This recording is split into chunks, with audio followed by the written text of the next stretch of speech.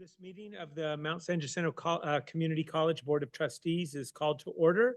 It is 4:02 PM and we are meeting at 41-8 Cubed Motorcar Parkway in Temecula. We will begin with the Pledge of Allegiance. Please stand, and if Trustee Carpenter, would you lead us? That's my honor. Thank you. Hand over heart, begin.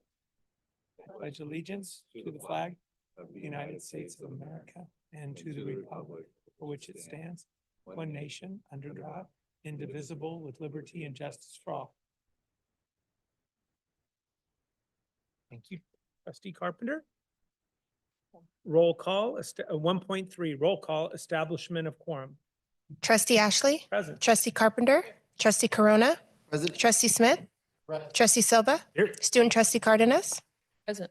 Academic Senate John Torres, Classified Senate Ronnie Armas, Present. Student Government Association Claudia Wauco. Present. Item 1.4, approval of minutes, regular board meeting of April 10th, 2025. Do I have a motion to approve? Motion to approve. I'll second. Motion and a second. Any discussion? Student trustee, please vote. Aye. Trustees vote. Aye. Aye.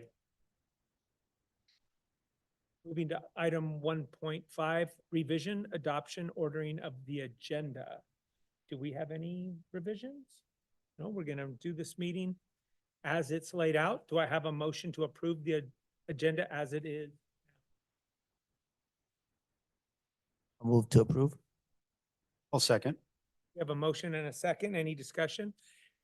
Hearing none. Student trustee, please vote. Aye. Trustees, please vote. Aye. Aye. Aye. We are now moving on to item 2, comments of individuals, groups, delegations, limited to closed session items. Do we have any?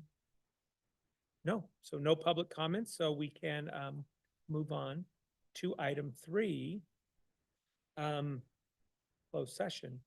So pursuant to all applicable education codes, government codes, and recently enacted statutes, the Board of Trustees will meet in closed session to discuss and/or act on the following matters. 3.2, conference with legal counsel, potential litigation. 3.3, conference with real property negotiator. 3.4, conference with labor negotiator, CSCA. 3.5, conference with labor negotiator, CTA. And with that, we will, 3.6, public employee discipline dismissal release. And 3.7 will reconvene out and report out. So with that, we will adjourn to closed session. Thank you. Here you go, Hodge.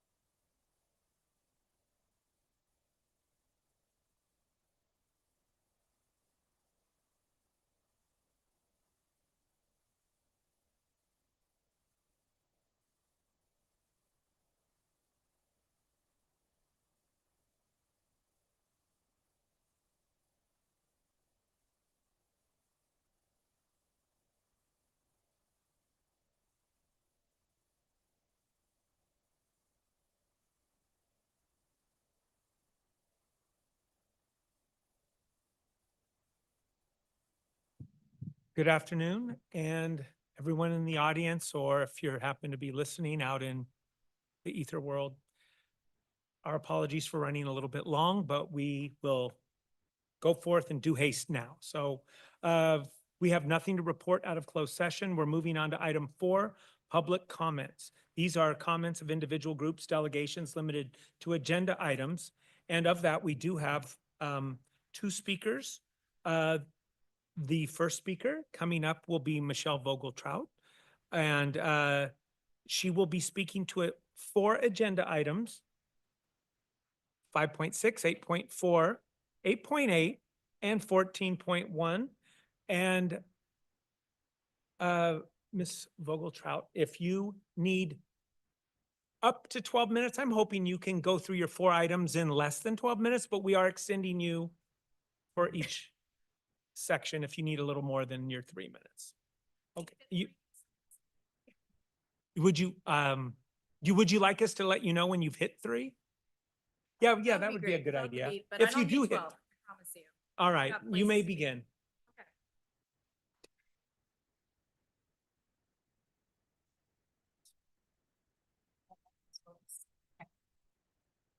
Thank you. Good evening, Board of Trustees. Thank you for your time. I am here speaking on multiple items, but I promise you I won't take 12 minutes. I will do my best to go in chronological order for the sake of your sanity: 5.6, 8.4, 8.8, and 14.2. I wanted to extend some gratitude to our current Academic Senate President, anthropologist, John Torres, and I want to say thank you for your leadership and service as you conclude this term, albeit extended. My fault, I apologize. I just wanted to say thank you for stepping up in a time of great change. The college is absolutely transitioning, and you met that. You filled the seat, and you ran with grace, and I appreciate that. With regard to the non-credit faculty wage increase, I wanted to express my gratitude that is on consent agenda for approval today. My colleagues in non-credit work very hard, and I have a hard time seeing the disparity in wages. And while they're at a wage that has been increased, and I'm pleased to see that, I hope that we continue to strive for parity for our non-credit colleagues. Regarding 8.8, a little bit more of a sentimental address, but I just wanted to take a moment to acknowledge the people on that list. You have a very long list of separations. And in reflecting on your agenda today and looking at those names, I was reminded of a poem, Reason, Season, and Lifetime.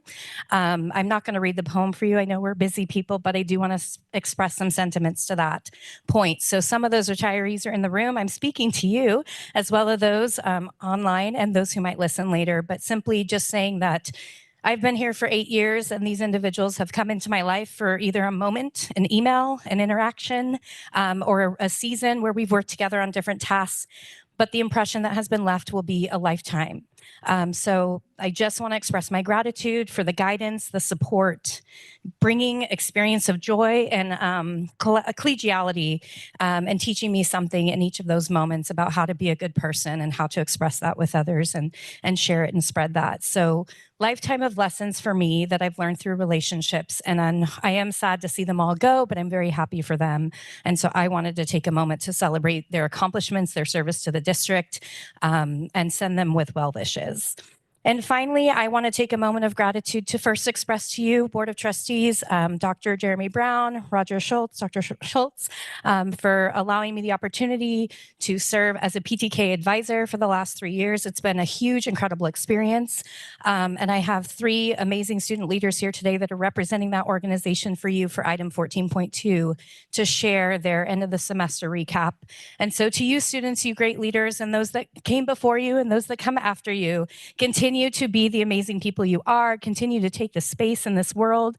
Don't apologize. Stand for the change, be the transformation, and continue that work. You have done amazing things. I've seen you grow in so many different ways. So while all of you are likely soaring right now, you have so much higher to go. And I've just been so grateful to be part of that journey. And again, it speaks to this seasonal element of like education and the fact that we go through these cycles and people come in and come out, and students, you are certainly doing that. You're coming in and you're coming out, and you're moving on in the world. So I am excited for them to present to you what they've accomplished this semester and this actually last academic year. And I hope that you will take a moment to just personally say thank you and congratulations to them and their efforts. And we do have or how many of you graduate that are here are graduating? Is it the two of you or just Christina? Yeah.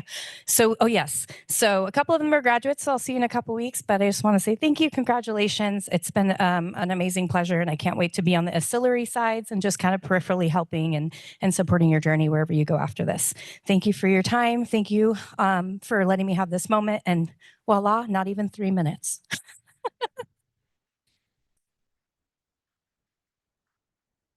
Thank you, Michelle. And I concur with your thoughts about the list of retirees. It's humbling.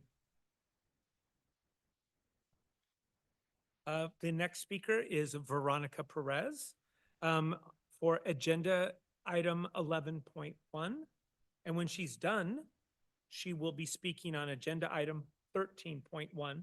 So Ms. Perez, if you need to take a little bit more than your 3 minutes, absolutely. If you need 6, we'll give it to you.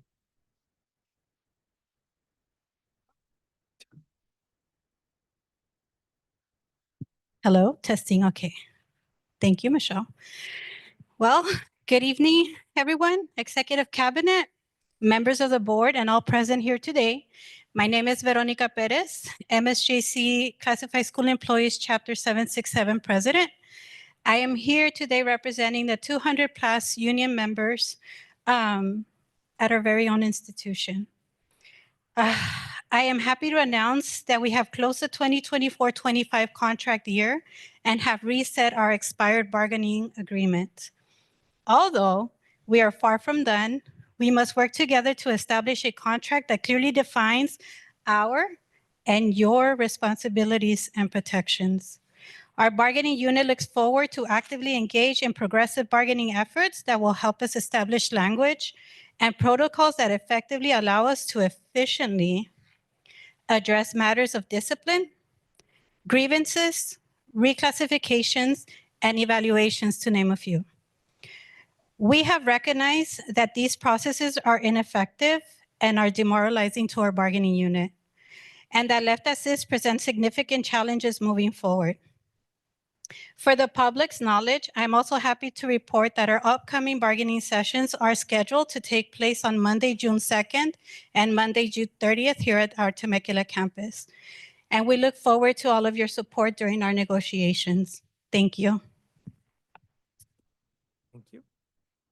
And then moving along, I just want to let the public know that this upcoming week, although graduation is quite significant, it's really important to recognize that next week is recognized through the legislature as a Classified School Employees Week. Therefore, considering how essential our classified bargaining unit and our classified staff altogether are, please extend your thanks and gratitude to our classified body. And we understand how our voluntary work at graduation is very much appreciated. So please, I hope you all consider thanking and shaking a classified member's hand because the work that we do is quite significant here at MSJC. So thank you all again. And I will close with saying that this legislature was implemented in 1986. So I'm hoping that moving forward, we can recognize it here at MSJC on a yearly basis. Thank you.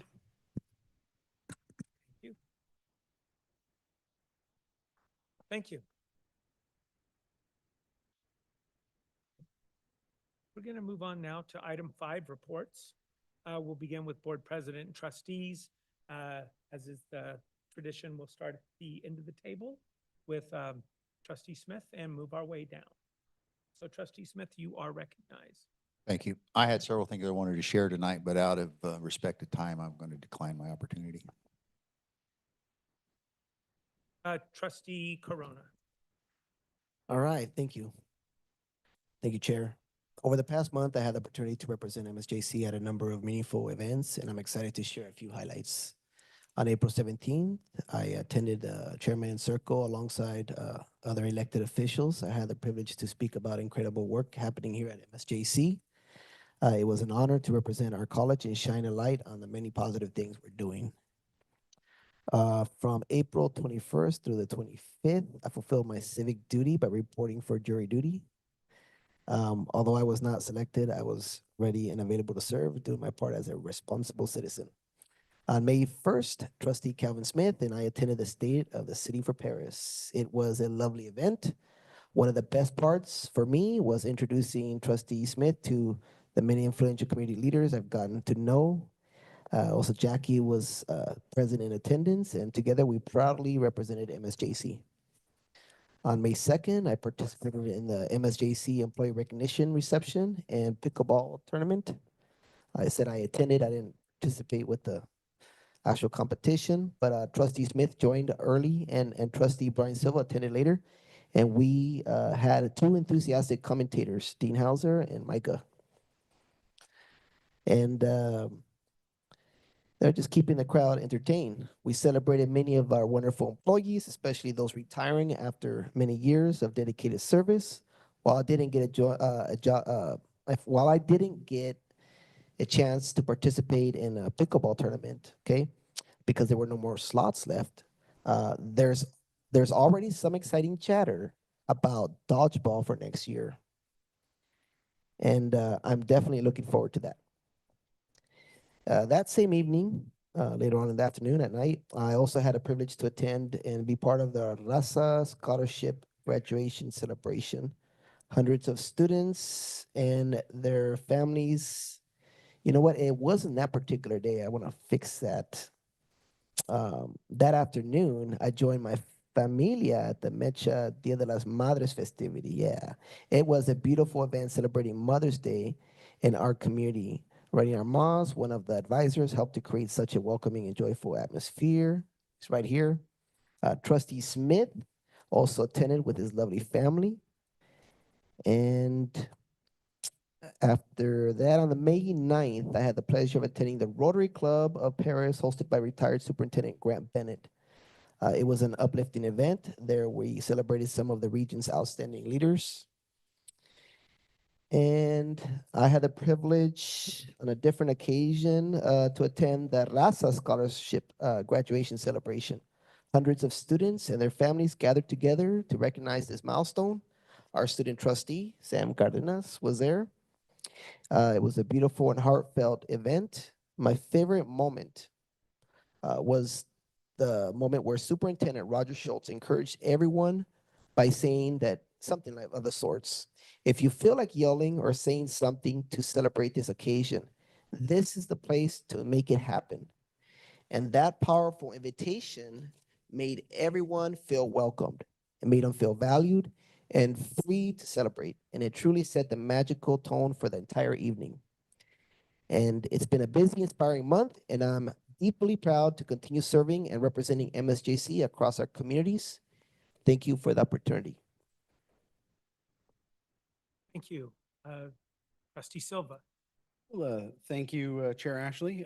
So good afternoon, everybody. We survived festival season. Now we're on to graduation season. I had the pleasure of attending the Community College League of California Annual Trustees Conference at Olympic Valley, formerly Squaw Valley, west of Lake Tahoe last weekend.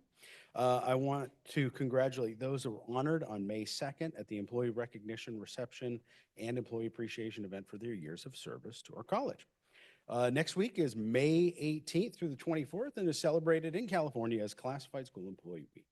As a CSEA member since 2007 with two different chapters, Chapter 291 and currently Chapter 407, I want to salute the hard work and efforts of the classified professionals, which are trusted, inclusive, and united, and that serve the community here at MSJC. CSEA Chapter 767, thank you. Next week also marks graduation, and we're all eagerly looking forward and celebrating to the tremendous achievements of our students during an unforgettable ceremony at Pachanga next Thursday. On May 2nd, my family and I joined Trustee Corona's family at the Dia de las Madres event hosted by the MSJC Mecha Club at the Menifee Valley campus. We had a wonderful time at the event, and thanks to the awesome MC Cynthia Garcia, and thanks to Ronnie Armas and the Mecha Club. Congratulations are in order for our Eagle softball team, who made history by capturing their first conference championship and earning their first 3C2A SoCal Regionals playoff berth since 2009. And I want to extend congratulations to Eagles baseball coach, head coach Jake Hansen on an impressive milestone, his 100th career win. Achieving 100 victories in just 4 seasons is a remarkable achievement and accomplishment, especially in a conference as competitive as the Inland Empire Athletic Conference. I've had the privilege of watching this program grow since Coach Hansen took the helm and following our return from the pandemic. And I am continued to be impressed each season with this team. So at this time, I would like to welcome forward beach volleyball head coach Serena Eason up to the front and any of her team that she may have brought.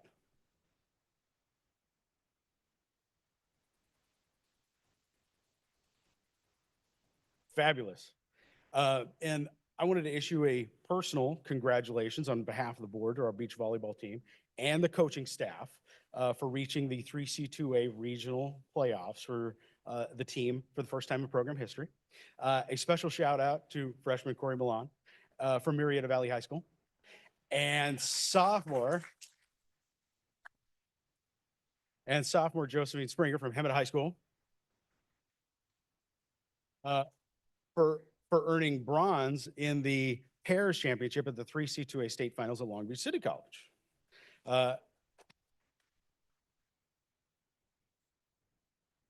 So having witnessed this same accomplishment by one of my pairs teams 6 years ago in Chula Vista, this is no small feat.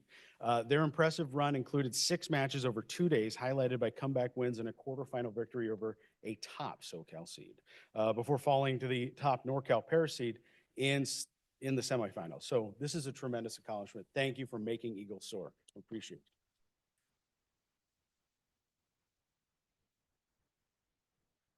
So two more things. Before our next meeting is Memorial Day on May 26th. I want to thank all those members of the U.S. Armed Services, as well as those in clandestine and contract service who gave the ultimate sacrifice during the course of serving our great nation. And with that, I would like to wish everyone a happy and safe National Chocolate Chip Day. And that concludes my report. Thank you, Trustee Silva. And I really appreciate the way you go into a little bit more detail when you congratulated our volleyball players and team and coach, because I didn't know all those little details, and other than from your email that you sent out. It's great. Congratulations. Yep. Trustee Carpenter, the floor is yours. Thank you, Trustee Ashley. I have no report this evening, other than to say congrats to the Vice Presidents, Joyce Johnson and Janine Stokes, and all those that were in the separation list for your retirement. Congrats and getting to that level. Thank you for years of commitment and support to this institution. I wish you well in your retirement, and please don't be a stranger. And I relay that to Janine as well. Congratulations to all of our graduates. This is the best week coming up for me as a trustee. This is what I look forward to every year. We are all proud of of your years of hard work, the commitment of time to get to the finish line, and many of you who had jobs, families, and hardships to overcome. So job well done. I'm excited to see what life has in store for your next chapter. Graduation always makes my heart smile and soar with all of you for this wonderful accomplishment. And I look forward to next week. Thank you. I have a very short report. First of all, I'm not even going to start on naming any one name in that list of retirements. But when I was putting the board agenda together last week with Dr. Schultz, the names is it's like Hall of Fame level people retiring. And like, it's scary a little bit as a trustee to know like that much institutional knowledge is going to be lost when you leave. It's like, you guys know so much. Don't think you won't be missed. We just trudge on when great people go, but it doesn't mean it's as good as it used to be. We'll have to work to get back up to your level. Thank you so much, retirees, and enjoy your retirement. The next thing is, and this goes along with some of our retirees, about half of them. Happy Mother's Day to all the moms that are in the room with us. I hope you all took care of your moms or said hi to them, or I hope you were treated appropriately if you were a mom. especially in this group. I know that probably every one of you moms in here is a working mom, and twice as hard to do all that work. And thank you. Thank you for being good moms, and I hope everyone got to spend time with their families. I look forward to graduation next week. Can't wait. So, but I'll just leave it at that. Finally, I have two things I'd like to do. I'd like to invite Samantha Cardenas to come up front to get recognized for her service as a student trustee. And as soon as we're done congratulating you and getting a photo with you, we'd like to invite the volleyball group up to get photo with them as well before moving on to the superintendent's report. Okay? So let's do that.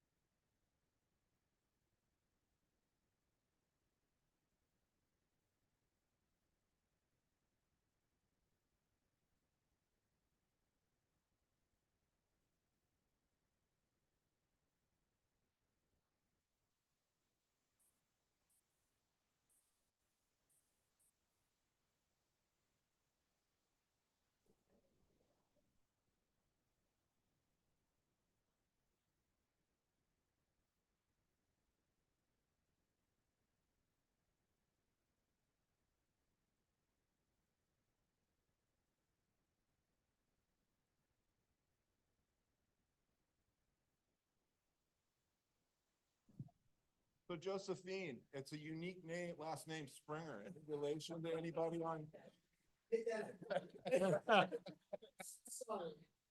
Oh, I know you. I've seen you in photos before when you were littler with your dad. Way to go. Bye.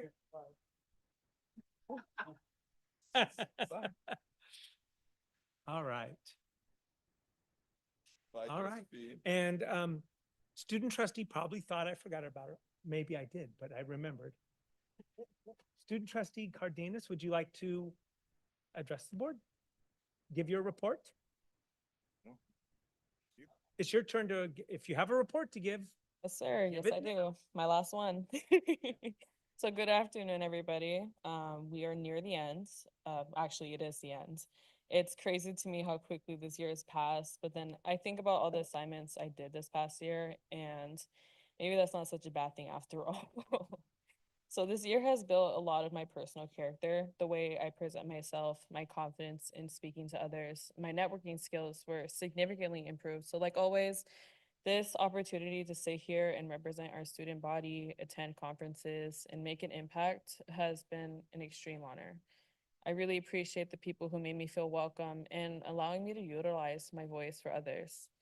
So I look forward to passing on my baton to someone who will make her own impacts and take this role with confidence and continue to amplify students' voices and hopefully continue projects that could positively impact our students. There's a lot of things that I hope will continue on forward.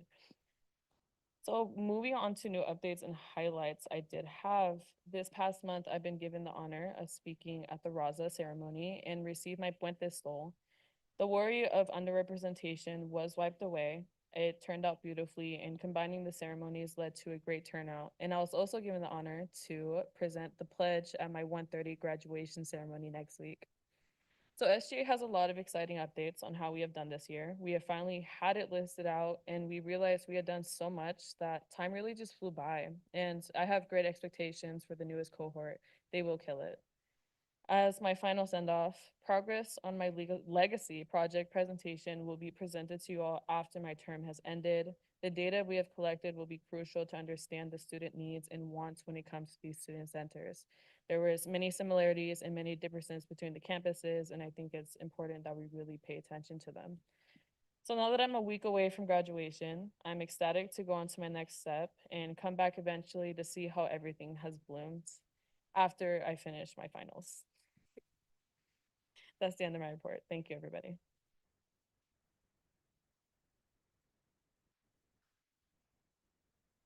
Thank you.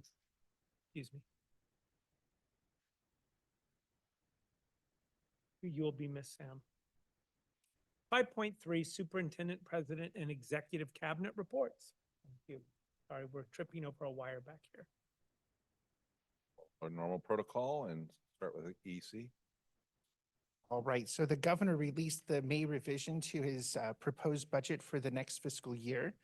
As a result of changes to Fed policy and healthcare entitlement program expenditures exceeding budgetary expectations, the governor is now working to address a $12 billion shortfall. The May revise uses the standard reductions, borrowing, fund shifts, and funding triggers to address that shortfall. For the community college system, the governor is proposing the full statutory COLA of 2.3% on apportionments in select categorical programs. Has increased from 0.5% in his January proposal to 2.35% for enrollment growth, which could be a major factor for us since we have a large backlog of unfunded full-time equivalent student growth from the past years. There's also a more than $500 million deferral in funding from the 25-26 fiscal year to 26-27, and reduction in the Proposition 98 Rainy Day Fund of about $59 million to fully fund the SCIF in his proposed plan. It also reduced and virtually eliminated the systems technology initiatives that I had shared with you at the January proposal time, and also reduces the credit for prior learning and career passport initiatives that were part of that original proposed budget. And so next month, we'll talk about the impacts to MSJC if this were to be enacted in the Budget Act in June. So stay tuned. Thank you, Mike. Great update. So just let you all know, we're in the middle, not even the middle, towards the end now of summer registration because we'll have classes starting shortly after, take a small break after graduation. Summer's been interesting. We have a magical combination of high demand from actual students and high demand from fraud. So we are doing a lot of new implementations trying to mitigate the impact to our real students. We have been doing what we call sweeps, just to try to pull the fraudulent applications out of the process, the whole application process, as well as the enrollment process. This week, we're also going through a lengthy process. I'm looking at Shanae because she's part of this mess as we fight through this, to also remove any student with an ID verification hold. So we're requiring them to come to campus and verify their identity. We're pulling them off of all the wait lists. So this is something that came up last time. Students are bringing it up as well, that our wait lists are impacted, and they are. Again, for both reasons. We have a high demand right now running for students actually trying to get classes, and fraud is running rampant. So again, we continue to try to mitigate the impact of the fraudulent applications coming through, try to keep them out of our system, and we'll continue to implement more and more things. You'll hear more about that later today. Thank you. Good evening. I just wanted to extend my congratulations to all of the 1,200 students that will be walking at our 3 graduation ceremonies next week. We are going to be a packed house, so anyone out in the crowd, I suggest that your families get there as early as possible because there are limits on what the capacity of Pechanga can handle. I anticipate we'll be having many more graduations next year, in addition to the 3 that we're having because we built it and they came. I also want to recognize all of the additional folks that will be graduating, but not walking, just choosing not to, and those students that are transferring to other institutions. We wish you all well. And a huge shout out and thank you to all of our classified professionals, our administrators, our faculty that are participating in graduation next week. That event would not be possible without their assistance and their support. And we so appreciate their excitement and their engagement and their passion and their excitement for really celebrating our students next week. So we look forward to seeing you. Get there early, wear comfortable shoes and comfortable clothes. It's going to be a long, beautiful day though. Thank you. And no report from me today.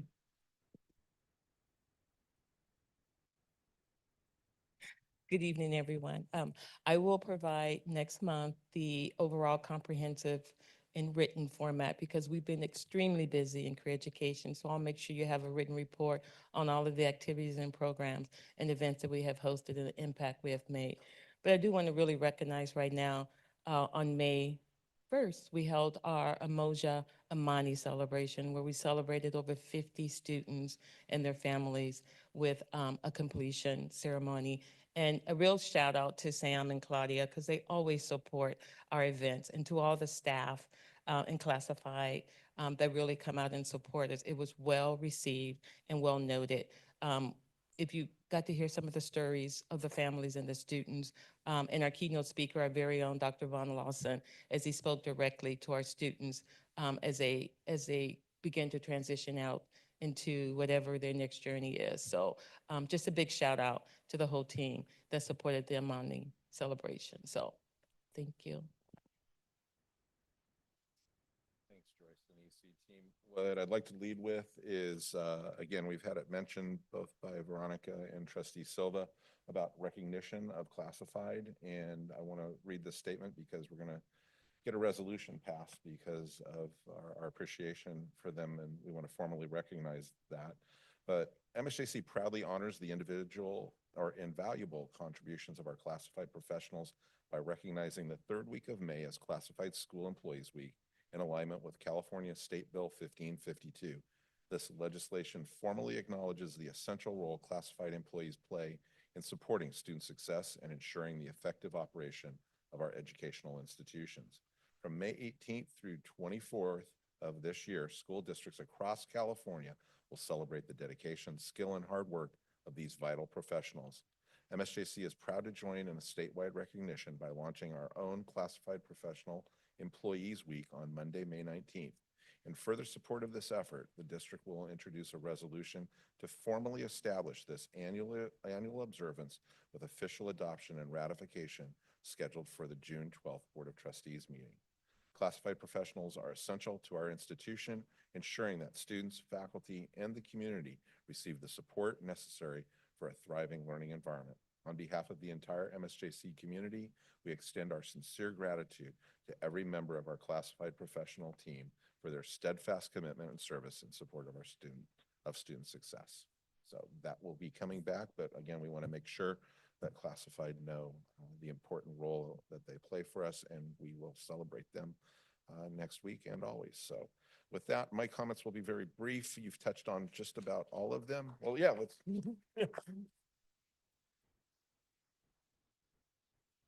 The timing couldn't have been better because it was delayed applause when I said my comments will be brief. That's when you broke out in applause.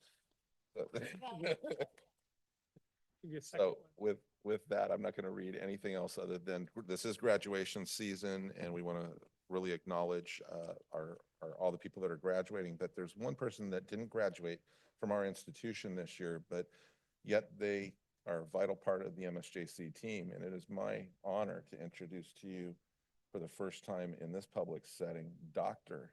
Andy Pasolini, who just graduated with her doctorate.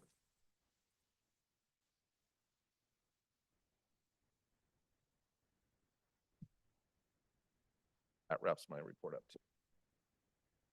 Thank you, Dr. Schultz. 5.4, Student Government Association Report. Please go right ahead. Thank you. Good evening, everyone. SGA has just finished a very busy month full of programs, including the Mother's Day event here at Temecula Valley campus, our finals de-stress event where we gave out breakfast burritos and motivational items to our students, our student town hall at Menifee Valley with about 60 to 70 attendees, which is a huge markup from last year, thankfully, as well as our Spirit Week and Eagles Got Talent events, as well as our Eagles recognition ceremony, which VP Teague and Trustee Smith was there for. All of which would not have been possible without our classified staff and our advisors, including Ronnie here, as well as Amber Rivera, Deja Pruitt, Kathy Ponyo, and Carla Garcia, and of course, Dr. Baker. Thank you so much for all of your help. They were the ones that really set everything up, made sure, we were all on task. So I'm happy that you're getting the recognition, but at this meeting, but we are always thankful for our classified staff as SGA. On that note, I also wanted to thank Dr. Baker and recognize all of his service to us now that he's on his way out. Thank you so much. It's been an honor and a privilege to be able to work under your supervision and advice, and we will greatly miss you. But I'm sure you're on to better and more fun things ahead. I also wanted to thank Student Trustee Cardenas for the incredible advocacy work that she has done this year as student trustee, as well as being a source of support for me professionally and personally. I would call Sam at any hour of the day and just ask her random questions, and she would always answer. So thank you very much. I hope you're proud of the work that you've done this year, because we see it. Obviously, everyone in this room recognizes it, but SGA is very grateful to have such a strong member and strong officer on our team this year. So thank you, Sam. And finally, on that note, SGA did hold our elections for this year, and I am honored to report that I have been elected to be the next student trustee. Wow. Thank you. So you're not quite rid of me yet. You will see a lot more of me next year. We've kind of worked it out where I will be hopefully sworn in by next month, and hopefully I can start joining in on the conversation. But thank you all so much for all the support. This is my last report as president, but I'll be back. So thank you.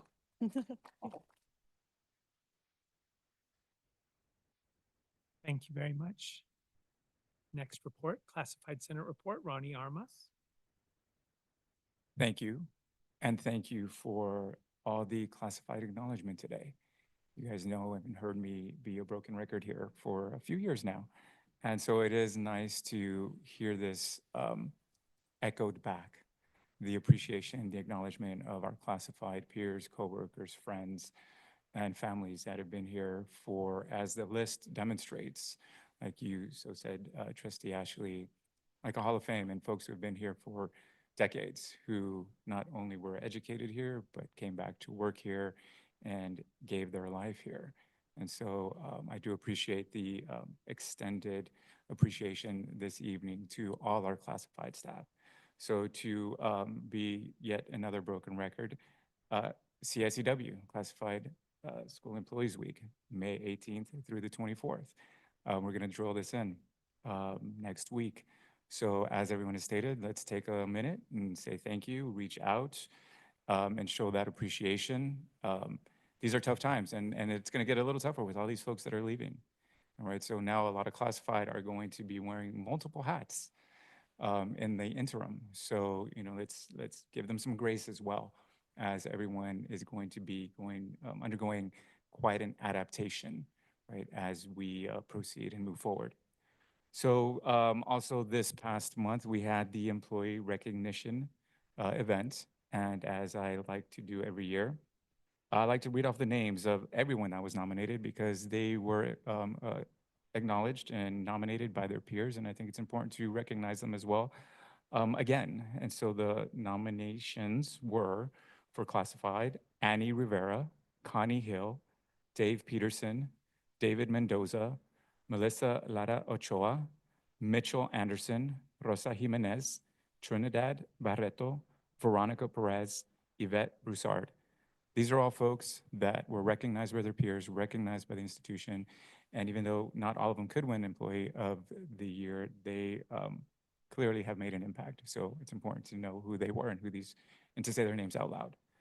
I too would like to acknowledge the retirees. That's a huge list. That's a lot of folks. I've been here almost 8 years and gotten to know quite a few of those folks. And it's comes with, of course, with a little bit of emotion to see these folks leave. And as was stated, so much institutional knowledge. Libraries are leaving us. It's not just individuals, but it's libraries of information that are leaving us. So there will be a chasm, right, to fill. And so again, time and grace while we all move on. A few events that I'd like to acknowledge as well. Dia de las Madres, put together by Mecha. It was an amazing event. Thank you, Trustee Silva. Thank you, Trustee Corona, for coming through and supporting. Appreciate that. Got to give a shout out to the students, all the Mecha students who put on a whole lot of work to put that together, and it was a beautiful event, a great success. I want to give a shout out to all the Puente, Mecha, and Raza students that participated in the ceremony. I know their families were ecstatic. And as always, of course, especially in these trying times, let's be real of what's going on, that we recognize our Latino, Hispanic, and Indigenous students. So big shout out to them for accomplishing so much. Want to give out a shout out to Elna, who was a student and now works here and played a big role in the Amani event, which was a beautiful event. I was there as well. And so we have to recognize her. And I want to acknowledge some folks that are present here. Sam, when I first met you, you were extremely shy, very, very quiet. And to see you grown now here to be a great, powerful advocate for students, for yourself, and to see you achieve. And that's one of the great things that we all get to see and be a part of. And what kind of, it's the icing on the cake to see students grow and be successful and come out of their shells. And you have come out of your shell big time. And it's amazing. And you've done amazing work. Congratulations to everything that you're doing, that you have done, and that you will do. Claudia, big shout out to you, SGA president. It's no joke. You represent also a whole body of students. And I love your energy and your enthusiasm, and you're always smiling, that big old Kool-Aid smile, which is amazing and keeps the energy up in student life. So thank you for doing what you're doing and for taking on the mantle as student trustee. Big shout out. And then there's another student here that I'm gonna recognize and put her on the spot, Micaela. She's sitting in the back.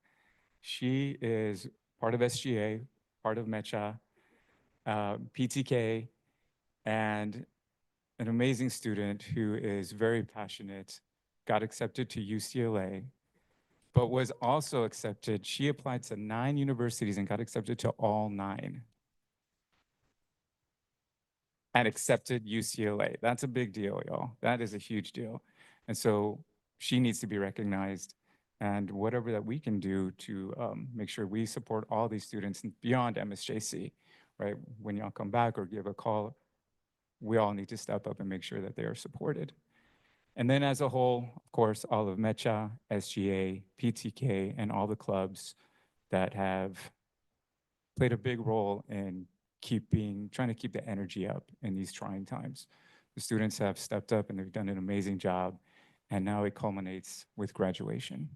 This is it. This is the time. This is you're putting another stake in the ground that belongs to you. And now you move forward.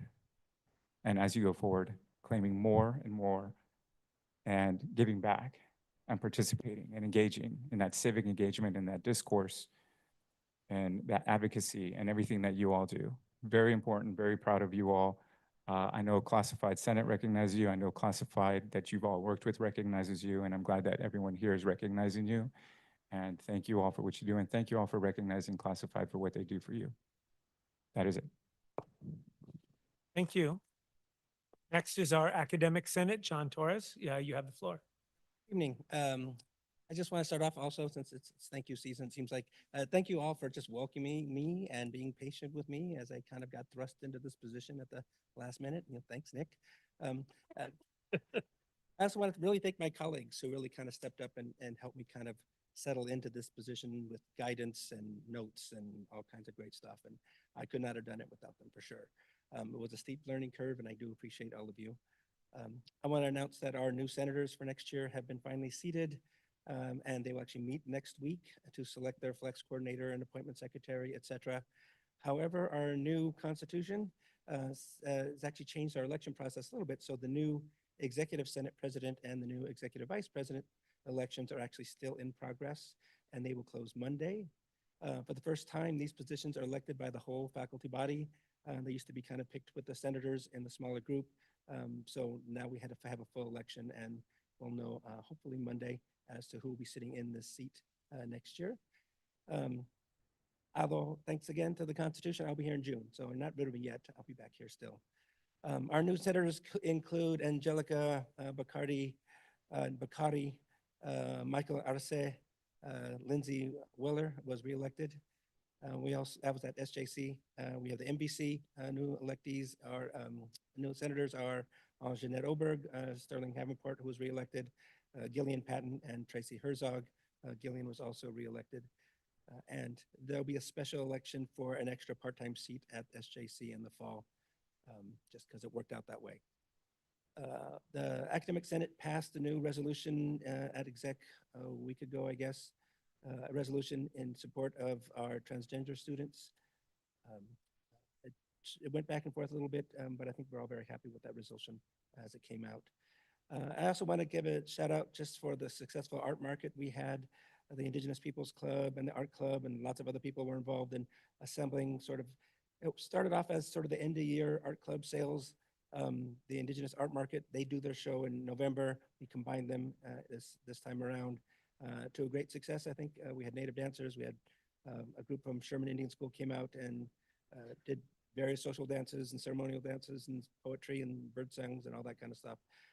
I think the goal is that these groups eventually partner together and maybe sort of resurrect the MBC, actually the Menifee Art Festival they used to have at the MBC campus, but have it be just us at our campus, and because they used to host it at our campus. But I think we'd like to grow that and see it. So there's a committee to make sure that happens, and I was happy to see that go really well. I came back from the state plenary sessions a few weeks ago. Extremely helpful, extremely inspiring, honestly. I wish I could have done that a couple years ago. I definitely recommend senators to go very early in their Senate career, because honestly, after kind of being thrust in this and also doing flex duties and have 6 classes, I was kind of burnt, but it really was inspiring to go. And I realized that even though next year I'm really busy, so I'm stepping down from Senate. I was elected program chair for the Society for American Archaeology Conference, so I'll be doing that next year.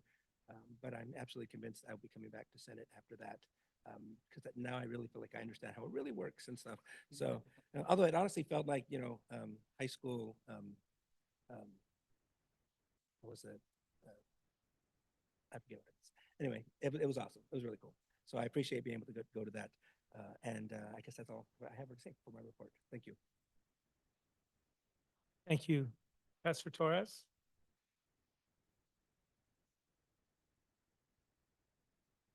With that, we move on to item 6.1, approval of the consent calendar. At this time, I'll take a motion to approve. To approve the calendar, consent calendar. We have a first and a second. Is there any discussion? Hearing none, will the student trustee please vote? Aye. Trustees, please vote. Aye. Aye. Aye. Passes 5-0. Thank you. Scrolling way down now to item 11.1 in the open agenda, human resources. We have 2 such motions, but we'll do them one at a time. 11.1, District Sunshine Proposal to CSEA and its Chapter 767 for the academic year 25-26. All matters on the consent count. I'm sorry, it didn't. There it is. It's recommended that the Board of Trustees adopt the district's proposal to begin negotiations with the CSEA and its Chapter 767. And I'd like to point out, starting these before next year, which is that's great. Starting the negotiations the prior year is the way it's supposed to be. So I'm very happy to ask for a motion to I'll approve. make that motion. Thanks, I'm sorry. Chair Ashley, I'll second. Yes, any discussion? Hearing none, will the student trustee please vote? Oh, aye. Thank you. Trustees, please vote. Aye. Aye. Similarly, item 11.2, District Sunshine Proposal for the MSJC Faculty Association for academic year 25-26. It is recommended that the Board of Trustees adopt the proposal to begin negotiations with MSJCFA for the academic year 25-26. Do we have a motion to approve? Trustee Ashley, I move to adopt that proposal. Thank you. I'll second. Thank you. Any discussion? Hearing none, will the student trustee please vote? Aye. Thank you. Trustees, please vote. Aye. Aye. Thank you. On item 12, open agenda, student services.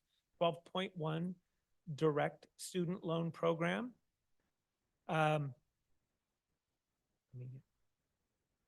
It is recommended that the Board of Trustees approves the district's request to exit the direct student loan program. And on this, it appears that we have a presentation. So before we even go any further, please proceed. Thanks. Thank you. So I'd like to introduce Ms. Shanae Williams. She is our Associate Dean of Financial Aid. She's been with us for quite some time, over 20 years.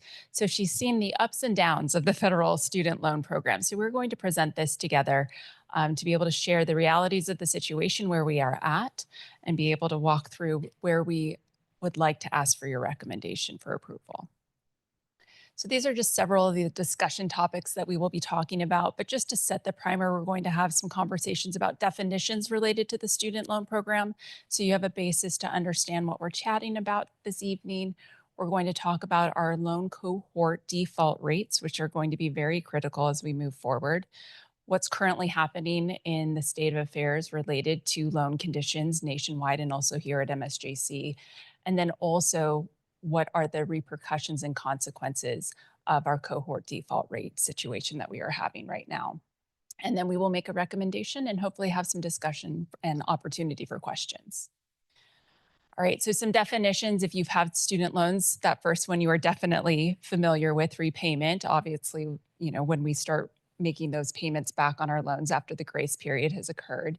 And then we have all the other definitions. But what I really want to draw your attention to is the cohort default rate. This is the rate by which we have the percentage of borrowers who enter into repayment during that cohort cycle. This is so critical because the cohort default rate is the way that the Department of Education establishes quality control over loan disbursements. The entire purpose of this is so that when an institution sends out funding for loans, they are not being predatory. They have mechanisms in place to make sure that students are able to pay those back and have a quality program and service. And then you have the cohort default period, which is a 3-year period. It's not just a single year period. So having those definitions, I want to draw your attention to some of the repercussions associated with the cohort default rates. The U.S. Department of Education sets as a measurement that no institution shall be over 30% of its cohort default rate for 3 consecutive years. Also, if an institution has 40% or more in its cohort default rates for a single year, in both of those instances, it's immediate loss of our Title V eligibility. Excuse me, Title IV, it should say, not Title V. Title IV eligibility. Title IV is all of our federal student aid. So as you can imagine, this is a very serious situation for institutions that go above those cohort default rates, and it has lots of repercussions, which we'll get into in just a moment. So I wanted to share with you what our loan portfolio is currently at MSJC for the last several years. So you'll see currently right now, we have about $2.3 million that we've allocated in student loans for this academic year, 24-25. In that, you'll see that the average loan that a student takes out is approximately $4,451. Currently this year, we have just under 300 students that have taken out student loans. Now, this is only representative of only 2% of our entire student population take out student loans as part of their support for the institution, for attending the institution.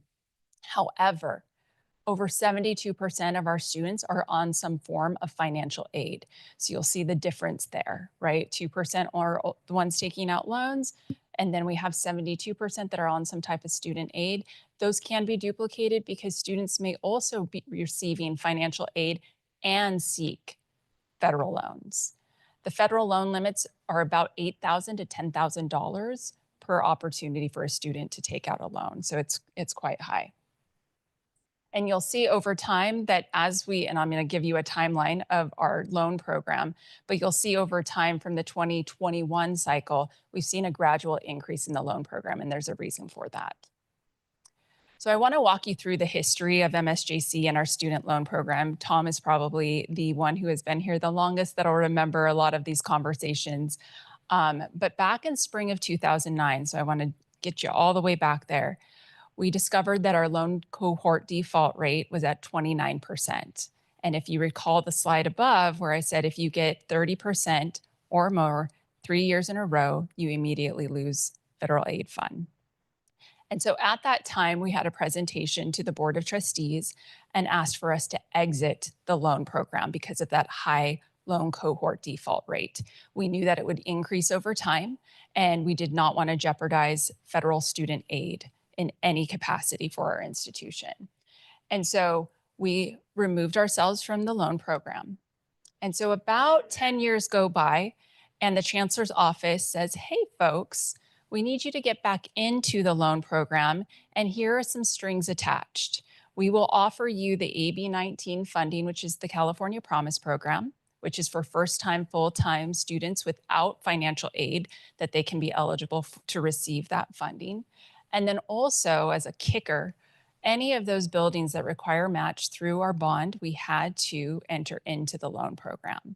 So we had a very robust discussion back in the day in 2019 with our Board of Trustees to actually re-enter into the student loan program. Now, we did a presentation and we shared obviously all of the consequences to that, potentially what could happen, not even knowing that we would hit a pandemic just a few months later. And so we enter into spring of 2021. This is right after the pandemic, and we have fully reinstated the loan program. That's right at the height of the COVID pandemic. And so when you look at those numbers for our loan portfolio, that's why it started low and started going up, because then loans were available to our students, where prior they were not. In September of 2023, we looked at our data that we received from our vendor. It's called ECMC, and it's a vendor that helps us manage our loan default program. At that time, it was at 0%. And you'll see some data in our additional slides that represent we've had 5 years of 0% for our loan cohort default rates, as have many of the other institutions, actually all of the institutions, because at that point in time, there was a repayment pause because of the COVID pandemic. Folks weren't able to pay back their loans. There was uncertainty economically. We didn't know what was going on. And so everything got paused. There was no repayments for 5 years, thus the 0% loan cohort default rate. Well, in September of 23, the repayment pause ended. And so now borrowers were required to start repaying on those student loans. And so at that time, when you look at that loan cohort default period, which is 3 years, when we get to this point in time right now for spring of 2025, we are standing at a cohort default rate of 46%. And I'm going to say that is not a good place to be at all. In addition, the administration, federally, nationally, is also pursuing default collection efforts. So I'm sure you have all heard in the news about the wage garnishments and all of the other measures that they put in place to do collections and all of that. And so we are in a very serious predicament at MSJC currently. I will share with you that that percentage of 46% is lowering as we speak because of the fine work that we are doing in our financial aid office to be able to outreach to students that are currently in repayment status or default status and having conversations about the importance of paying back their loans. So right now, We dropped that a couple percentage points because we were able to outreach to students. Currently in that 46% cohort default rate, there are approximately 26 students that have loans that are in default status.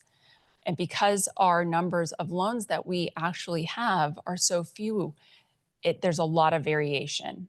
But because of all of the changes that are going to be happening with those collection efforts and default statuses, we expect for the number to be very rocky the next few months. And we only have a small window within about 4 months to be able to really get this number down. So I'd like to share with you just over time the cohort default rates from the point in time at which we exited the program in 2010, all the way through now, and you'll see that journey with us. So when we exited in 2010, we were at the 29% loan cohort default rate.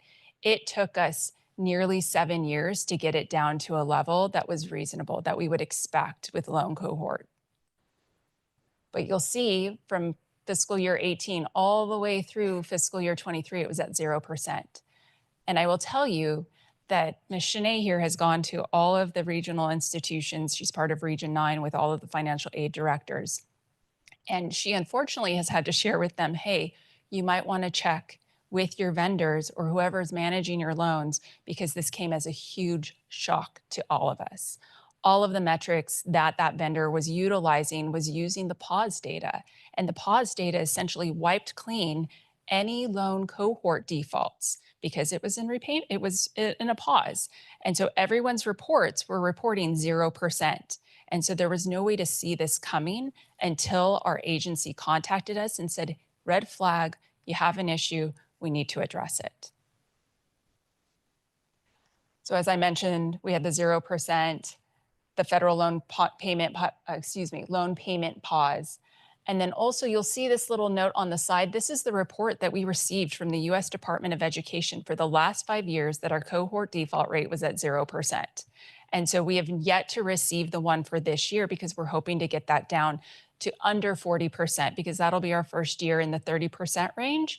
And we have to do an action plan. We can do action plans. We can do that. What we can't afford to do is lose our federal financial aid support for our students.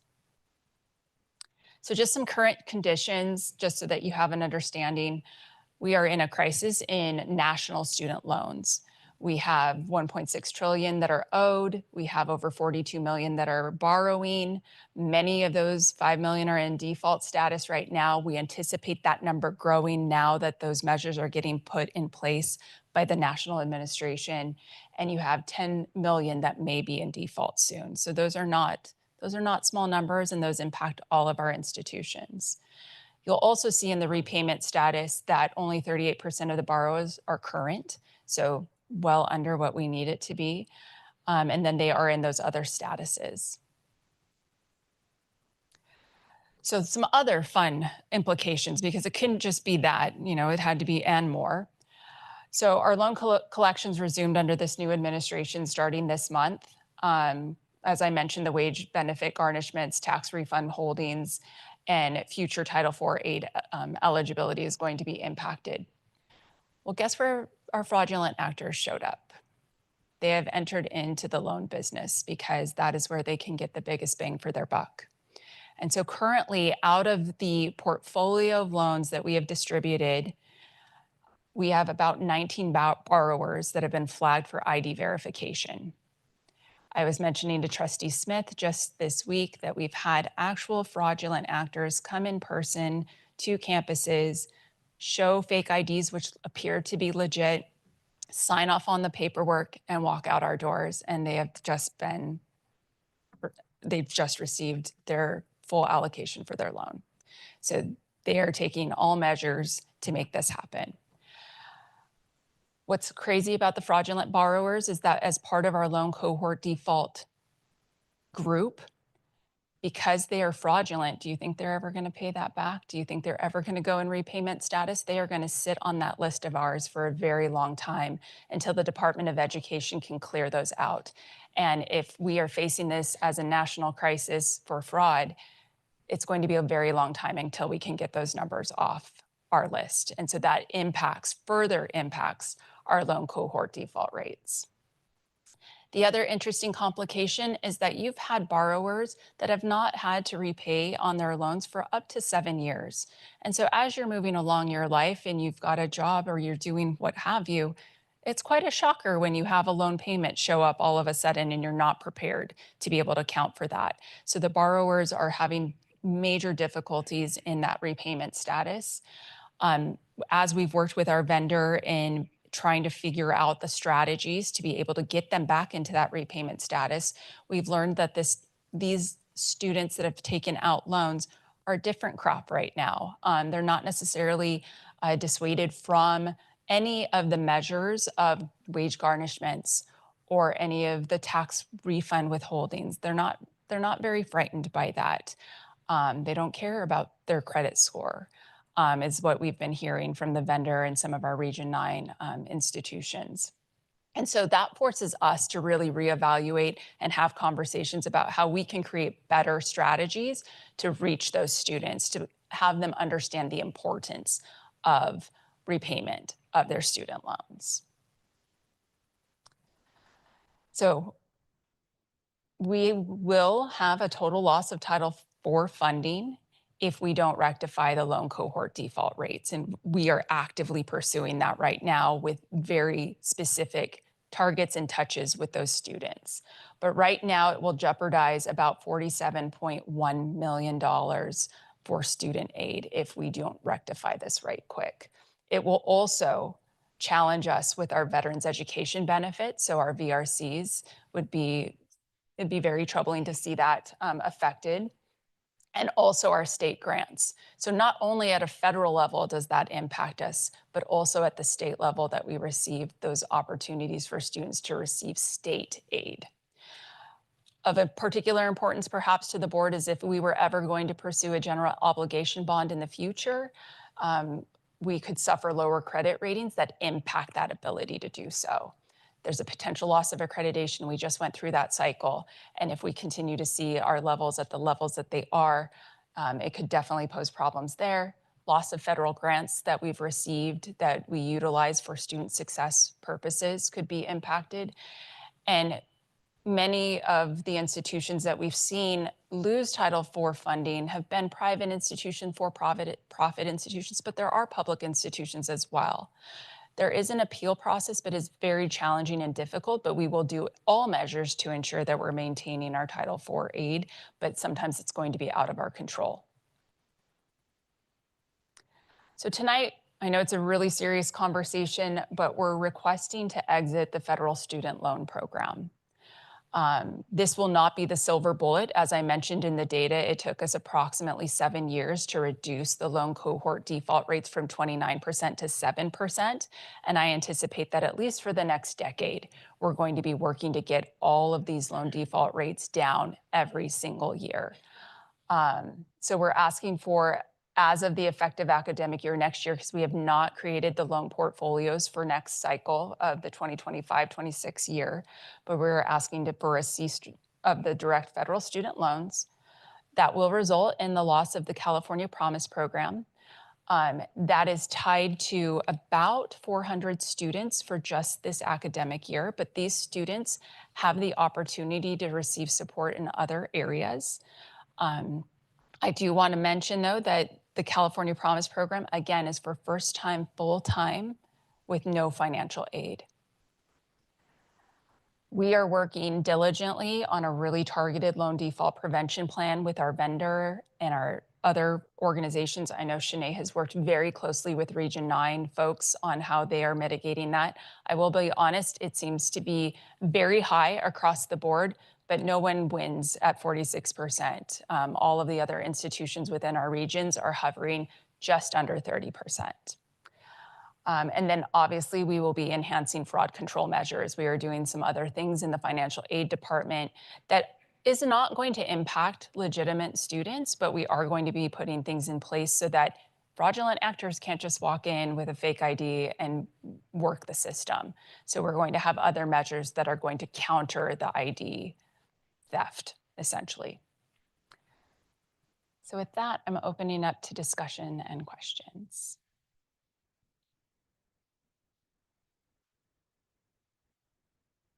I'll start. This is, to me, huge. Like every once in a while, I talk to trustees and I say, there's little nuggets, you see these agendas and they come and they go and they're very routine, kind of performative, like we have to approve a budget, we have to do these things. And every once in a while, like something pops up and it looks just like everything else on the agenda, but it's not. This is not like what's the rest of the agenda. This is big, okay? We got this nice presentation because they know it. Our admin knows it. They know that they have to convince us, and they know that I'm going to be hard to convince because I said no last time. And I fought to get us back into the student loan program this time. And I still want to stay in the student loan program. And I want staff to fight to get us down in a safe place. On the other hand, I will admit, you guys took a big chunk of my confidence away. I'm 4951.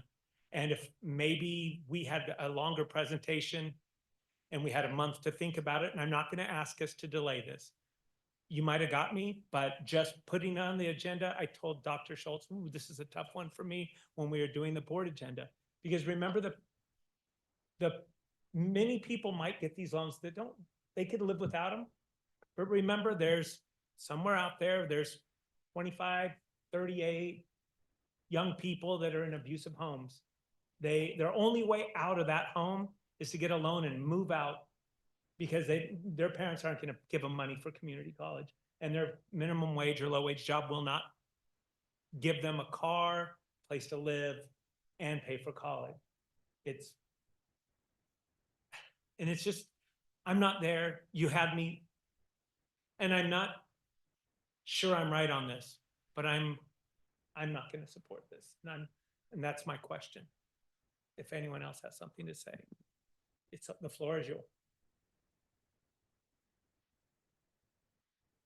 I'm concerned if we do keep it.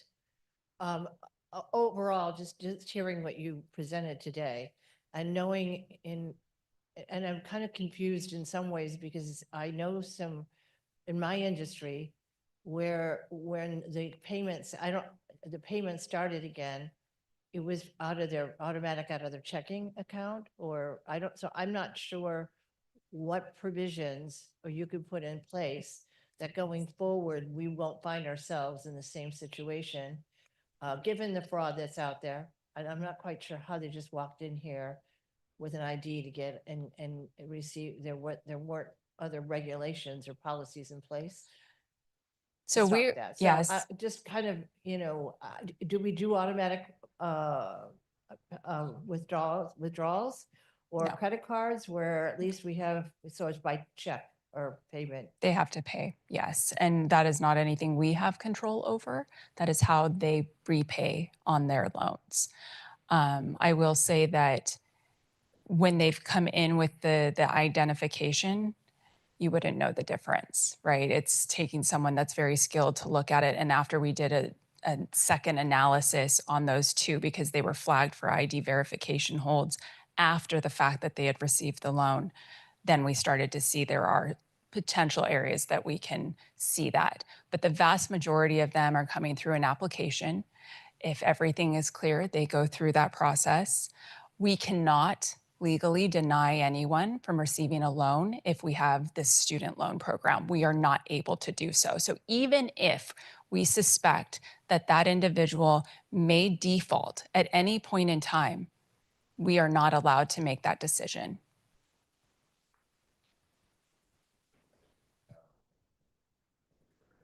Situation in 2009, there was literally a ring going around, and you would see the first of the family members come in, and then a mother or a sibling. And before you knew it, you would end up having half a dozen loans going to a family that was not seriously pursuing their education. And in fact, I think when we had that discussion back then, the trend line was very clear that we would pierce the 30, but look at how close we were. I think you got 29.9 and 29.5. And had we not taken the opportunity to rescind the program and suspend it at that point. And the other thing, we were not the only institution at that time to know about that.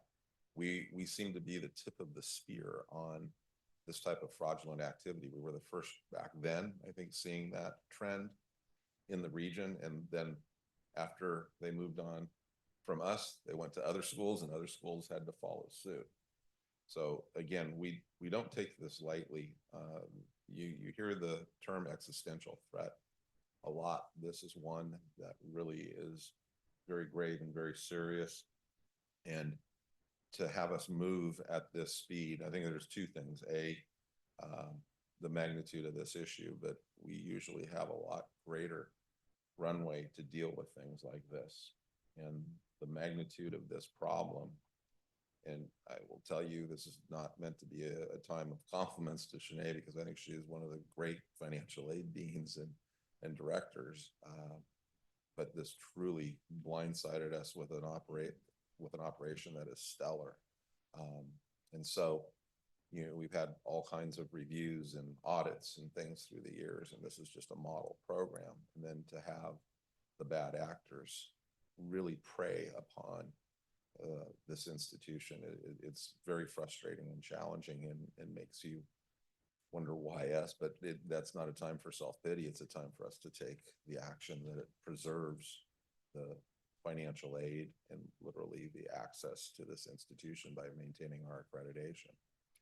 So we've received this notice from our vendor literally 3 weeks ago that we were at 46%. And so it was absolutely imperative that we got this in front of you as quickly as possible. So it's not as if we've known this for 6 months, 7 months, 8 months. We literally found out. Sinead calls me on the cell phone, we've got a problem. So it's not something that we've waited on to share with you. Obviously, we wanted to make sure that you had full disclosure of the situation, the magnitude of the situation, to be able to make an informed decision. We know that many of our other institutions, and we're not going to name them, but Sinead has had lots of conversations with our Region 9 folks. Some of their presidents aren't aware of this yet. Fraudulent activity is out of control. As you guys know, I am well aware of it. We got to get back to the basics, and probably more than just this. So in my opinion, we're a learning institution, not a lending institution. So we've got to simplify till we can get some of these things figured out. Question that I have is, how long could you take to delay this? There is no delay. So essentially for each cohort default period, you have until usually September or October that you are cemented into the loan cohort default rate that you received for that cohort. And so we only have a few months, literally this summer, to try to get that number down. Sinead, as I mentioned, has been working with the list of 26, but I can guarantee you right now that list is going to grow, especially because it is more prominent in the news. Folks are more familiar with the idea of repayment. They didn't know they had to repay. They weren't, whatever the situation is, they are now understanding the realities of the situation and the consequences to going into default. And so we expect that we will see the number of students default increase significantly. So while we are doing all this effort on the ones that we know about as of today, there are going to be more and more over the coming weeks that could still keep that number up, even though we've made drastic improvements. 46% will put a target on us. My growing concern is, how are we going to support the students who rely on these? So as I mentioned in the presentation, 2% of the student population relies on this, about $2 million. However, students who have access to these loans also have access to other federal financial aid, state financial aid. They also have access to all of the other supplemental programs and services if they're eligible, right? So EOPS, CARE, veterans, foster youth, our Next Up program. We have all of those other programs that also have supplemental support. Eagles Landing, basic needs. I know Trustee Ashley spoke about, the situation where if someone was in harm's way and didn't have a place to go, we have opportunities for them to seek support through basic needs and through Eagles Landing to be able to get funding for emergency conditions like that. And how do we plan on announcing this big of a problem to the students? So as soon as the board determines how we proceed, we would absolutely acknowledge that with communication going out on when the program would cease to exist, and also push them into the other resources that we have available and really do a comprehensive marketing strategy to be able to share and make them aware of the other opportunities that they have.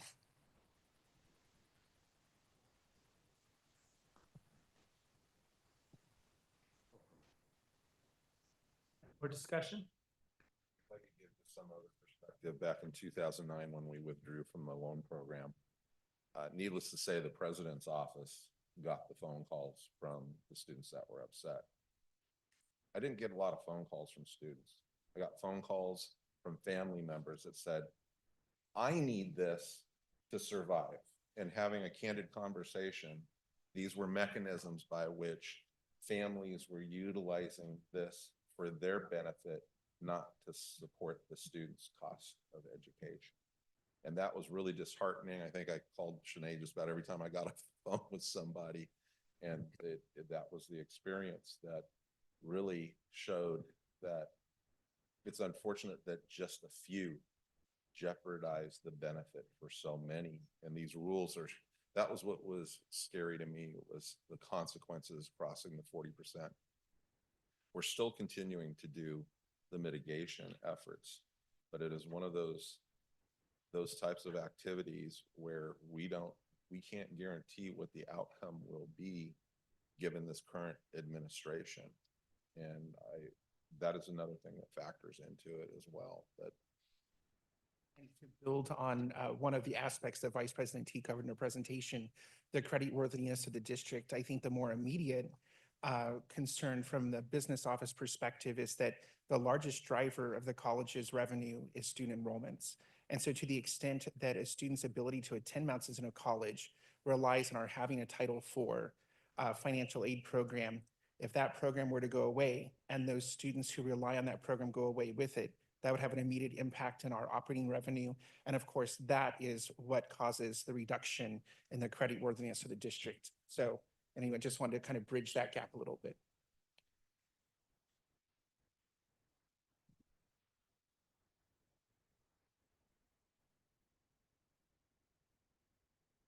Given that the alternatives that the students have and that we will communicate with those students and continue to try to get money back from those that have defaulted, I support this. I think it was important that you mentioned that there are alternatives and then proper communication. And for that reason, I would support it. I mean, I remember, this is maybe a little off topic, but in 2006, in 2008, you had the housing market crash. I had trouble affording my house. I walked away because that was, for me, the responsible thing to do. I could not afford it. I remember working on my MBA at Cal State San Bernardino, and the cost doubled. And you know what? I couldn't afford it. I walked away. And I remember recently, a lot of individuals who had big loans, we're talking about $50,000 loans or more, maybe less. Their loans were forgiven. A lot of people got the word, hey, the government can bail you out. I wonder if that's one of the reasons why some individuals defaulted, thinking the government's going to bail them out. But as for this, I support it.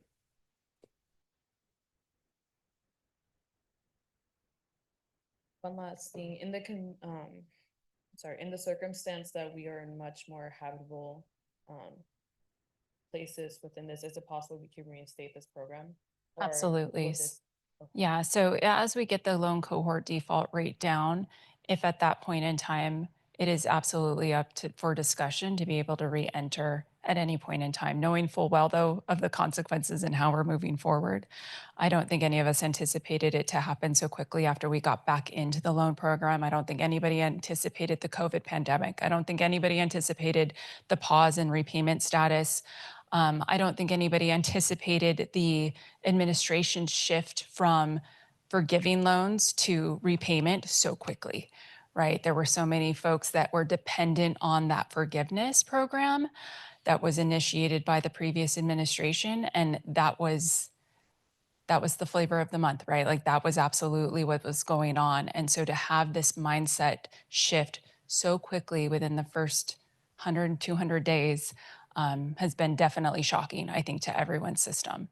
And so at any point in time, we can re-enter, but we definitely need to get it below, at minimum, the 30% threshold. That is absolutely a non-negotiable.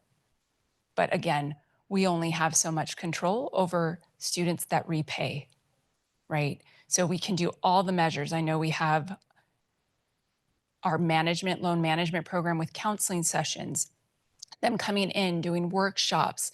We are checking in with them frequently. It wasn't as if we weren't working on this continuously, but this one got away from everyone due to those other circumstances.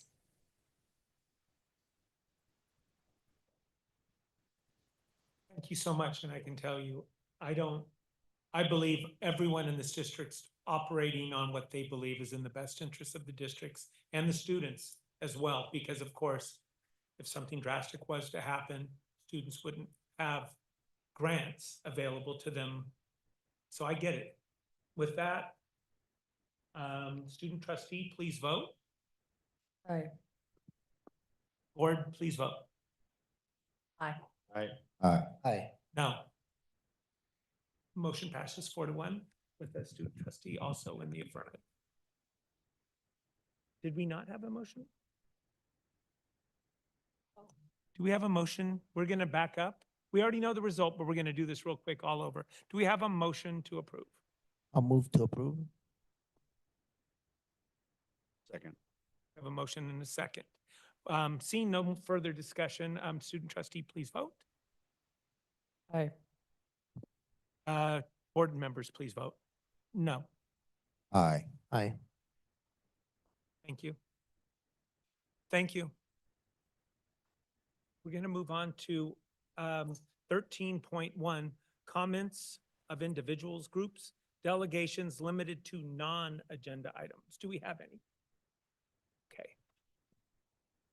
Thank you. I would like to invite Ruth Morales to the floor on the topic of homeless.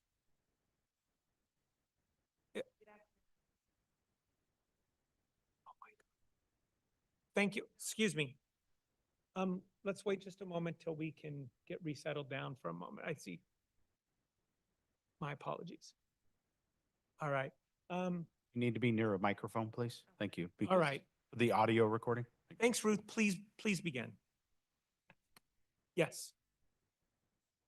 Good evening. My name is Ruth Morales. I'm a returning student. There you go. Again, my name is Ruth Morales. I'm 64 years old. I'm a returning student and I'm homeless. I live in my car. I've been living in my car since the beginning of this semester. I've been asking for help. I've gotten some, and the majority of it, no. But I'm not here for me today. I'm here for other students, my classmates. It's amazing in the last 3 weeks because I was gonna leave MSJC because I got broken. I got heartbroken because of you guys, because things have changed when I came, first time I came in the 90s. You guys were very accommodating, very caring, very supportive, and helped me. As a single mother with 4 kids, I was scared because I knew I needed to work for my children, to support my children. But I knew I needed a higher education because I had 4. Their daddy did not help me, but I did what I had to do. Now I'm here from San Jacinto, Menifee, Temecula. Things should have prospered and went up.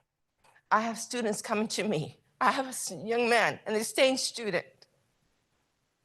People of color that try to commit suicide because the pressure's too hard. He came and asked for help. Nobody was there. Why? I have other students that are alcoholics, young kids that are asking me for help. Can you help me? I have a problem. I need to tell my parents. I don't know how. Again, where are you guys? I see you guys in the beginning of the semester. You guys have these learning center, the care program, the mental, the health, all these programs coming in, what is accessible for us. But what about abuse, alcohol, drugs, sexual harassment, bullying? Did you know there's bullying here in the school? What happened? Where's everybody at? Why aren't you guys becoming approachable for these students that need help? You guys can give me all these funny looks, but it still doesn't help these students. You know how hard it is for me to help this child that wanted to kill himself because the pressure was too hard, and tell him not to give up because he's all alone here. And where are you guys?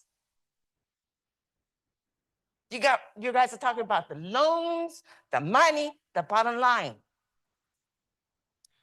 But what about the kids? Thank you, Ms. Morales. Your time's expired, Yes, but it we is. do appreciate you staying into this long, on a very long board meeting to. No, that's okay. I understand. And you guys gave me my hand. Thank you. And God bless all of you guys. Thank you. We are moving on to our information agenda. Item 14.1, Student Government Association and Student Clubs Update. Dr. Kevin Baker. Thank you for presenting.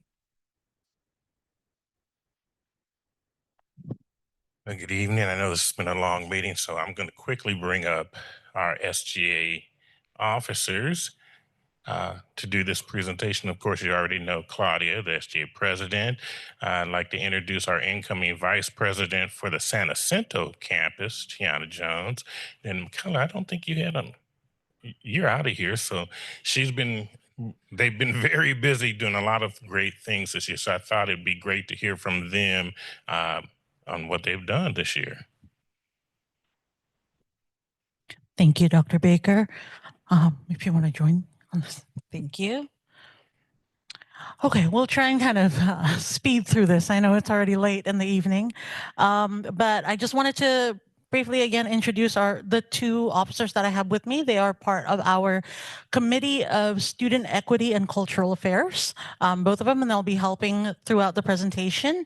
These are the rest of the members that we have on our Legislative Council. We are working with 16 students at the end of this school year, whereas our capacity is actually for 35 students, student officers. So we are working at just under 50% capacity. So some of the things that we have accomplished, please keep in mind that this is, people are doing about double the work that we signed on for. So I'm very proud of the student government board that we had this year. And going into our visions and goals for this year, I'm going to let Tiana talk a little bit about that. Hi, you guys. Like she said, my name's Tiana, and for the next semester, I'll be you guys' vice president for the San Jacinto campus. Now, for fall 2024, we had a lot of visions and goals. To sum it up, it was to create avenues which encourage active engagement district-wide, to establish and maintain positive working relationships with throughout the college, foster an environment that enhances equity and leadership opportunities to all students. And then for spring 2025, we wanted to create avenues which encourage active engagement and foster an environment that enhances equity and leadership opportunities district-wide. We wanted to build a legacy that fosters lasting opportunities for future student success and develop a strategic plan to improve connections between SGA and the student body. Thank you. So a big part of our goals for this year was basically just to create more engagement on campus, as well as work with the different groups that we have on campus, including with faculty and administration. And one of the things that we added for spring 2025 was the focus on creating legacy projects, which is something that we're hoping to carry on into next year as well. Some of the accomplishments that we have achieved for this year as far as legacy, the student government did change our stance on the plus or minus grading system, and our board approved it, which kind of launched it into possibility moving on, I believe, fall 2027. Yeah, so we're looking forward to that. I'll just kind of read some of the key highlights here. I won't go through everything, but we did accomplish a lot this year, including more outreach with high school students. We've been asked to do tours. We've been doing Zoom presentations, just small things, but we did want to focus on kind of reaching that new incoming cohort of students and hopefully getting them to also join SGA in the future. Of course, we have the advocacy of the Student Union Center that Student Trustee Cardenas has been working on. We're hoping to also continue that as well for next year. We did manage to send a small delegation of student officers to help lobby for federal student aid in DC. Tiana was part of that group. We managed to speak with representatives for Daryl Issa, as well as for Alex Padilla. So that's just some of the things that we managed to accomplish. These are just some fun, notable moments. We did take this presentation from our student town hall. A couple of us met with Assemblymember RNs at one of the conferences that we attended last year. And then we had our Eagles recognition ceremony. You can see our beloved classified staff there posing, as well as Ernie. And yeah, just a couple of fun events that we've had going on. I'm going to let Michaela talk a little bit about Interclub Council. Hello, I'm the Center of Student Equity, but I'm gonna talk about this with Blessing. She did an amazing job by being the only VP hosting all these meetings bi-weekly. But we have like 32 club charter, and I want to recognize Active Mind and Mecha because there's the most like two clubs that they were involved in creating student engagement campus. And also like I want to appreciate ACA because they give funding for our event as Mecha Dia de las Madres and Mecha Posada in the fall. It was amazing to get the support from student government and being able to help us to host this event. And I will not be like, and we have many events as come with help student engagement on all three campuses. And I hope that continue will be going on the next semester. Thank you, Michaela.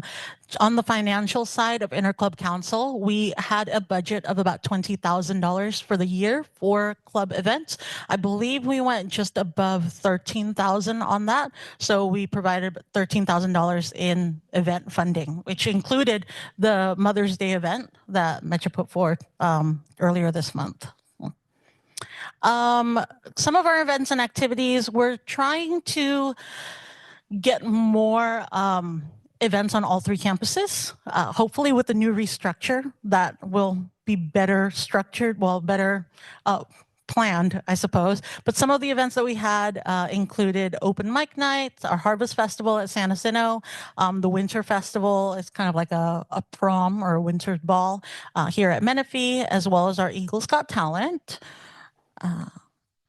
And we've also been working on widening our audience in the media, just to kind of bring your attention to that bottom number here. Just in the past 90 days, up to April 28th, we did have 82,000 views on our reels and posts on Instagram. And this chart is just a comparison of what our activity has been like and how it has improved a lot over the past couple of years. And the people that we have working in public relations are actually coming back next year as well. So hopefully we'll keep building on this and it'll be an even bigger number for next year. So before you move on to the Yeah, next slide, yeah. Would you like to drop that Instagram handle? Because that would be a great opportunity. So we are operating under MSJC_student.gov. Yes. We're tagged a lot on the MSJC EDU. Yes. Thank you. Thank you. Yeah. So if you want to follow us, please do so. We post a lot of really silly content and you know, anything for engagement, right? Thank you. And then I will let our senators of SICA talk a little bit about the events that they had this year. Okay, as she mentioned, I'm one of your senators for SICA, and that's Student Equity and Cultural Affairs Committee. So what we do is make sure that people feel seen and appreciated and heard. Sometimes you don't feel like people recognize you and your identity, and that's our job to make sure no matter where you come from, that you have a place, especially in the college community. So we'll have events that have to do with voting, making sure people know what they're voting for and when voting happens. Events such as Black History Month, celebrating culture, Women's Day events, and autism awareness events. I just want to add something on this. I didn't know this. We are part of our committee. We have to follow a law in California that all community college and university, they have to do 3 events, and that fall into our committee. And it was the constitution event. It was funny because we have to make a workshop on the quad and Menifee and have students to sign up, and we have to compete with other college and university. And I think we didn't make it because most of them, they already signed up to vote, but it was nice to see all like students to join and have their voice to be here. Thank you. Just a quick overview on our financials for this year. So unfortunately, we did not have a financial officer for most of the year. So the numbers I'm giving you is going to be very basic because I don't know the exact ones. But as you can see on this, what I wanted to highlight is that we did fall under our anticipated expenses for this year. Our student representative fee, which is $2 for every student who opts into that. Our budget was just under 125,000 for the year, and that covers our conferences as well as our student stipends. I want to say we fell just over 53,000 of that. So we were well under. Unfortunately, our stipends didn't make it onto this presentation, but our stipends was budgeted at 65,000 this year, and I think we're at about 30,000. I want to say not over 30,000. That's because a lot of our positions weren't filled, unfortunately. Some of the changes that we expect for next year is that with the restructure, we do have a lot less positions available, but we're hoping that's actually going to make a bigger impact as to the people taking on those roles, being more focused on what they have to do and being able to kind of take ownership of the projects that they'll be taking on. So our budget will look a little bit different as far as stipends. However, we did add another conference to next year, which is the NCORE conference. So we did put aside about 20,000 for NCORE, and hopefully we'll be sending a small delegation for students. I know that there's a small group coming from the faculty side as well, so hopefully we can join you. As for the general budget, we expected about 243,000, and as you can see, we also fell under that amount. Hopefully, we continue to fall under it because right now, as Dr. Baker always advises us, we are working with the reserves that we've had from previous years. So we're definitely we're hoping that we get a financial affairs student soon to join our board, and that way we can budget more efficiently. And our final goals. So, of course, we want to facilitate better involvement. We want to work with more groups as well, so professors, academic senate, classified senate. We want to work with all the groups that we have on campus and just better advocate for the student needs as well. We're hoping to continue advocacy of the Student Union Center. The restructure that we have on here, we actually have already restructured. So we're going to work on honing in all of those roles and making sure that we're better representing the students as always.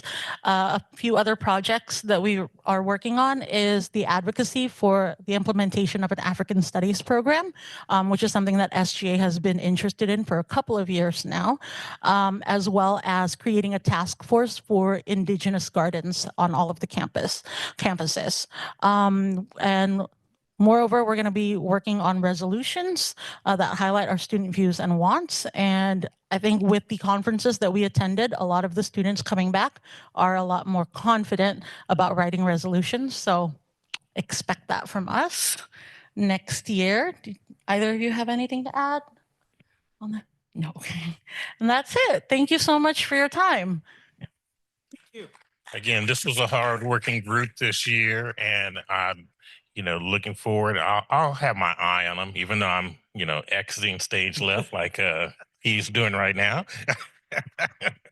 I'll keep my eye on them. I'll stay engaged. But this was a hard-working group, and they did a great job engaging the students and just being involved on all three of the campuses. And I look forward to seeing what they do. And with that, we'll call up the next group. Thank you. Thank you. Before Dr. Schultz takes a seat, I'd like to make a special motion that the board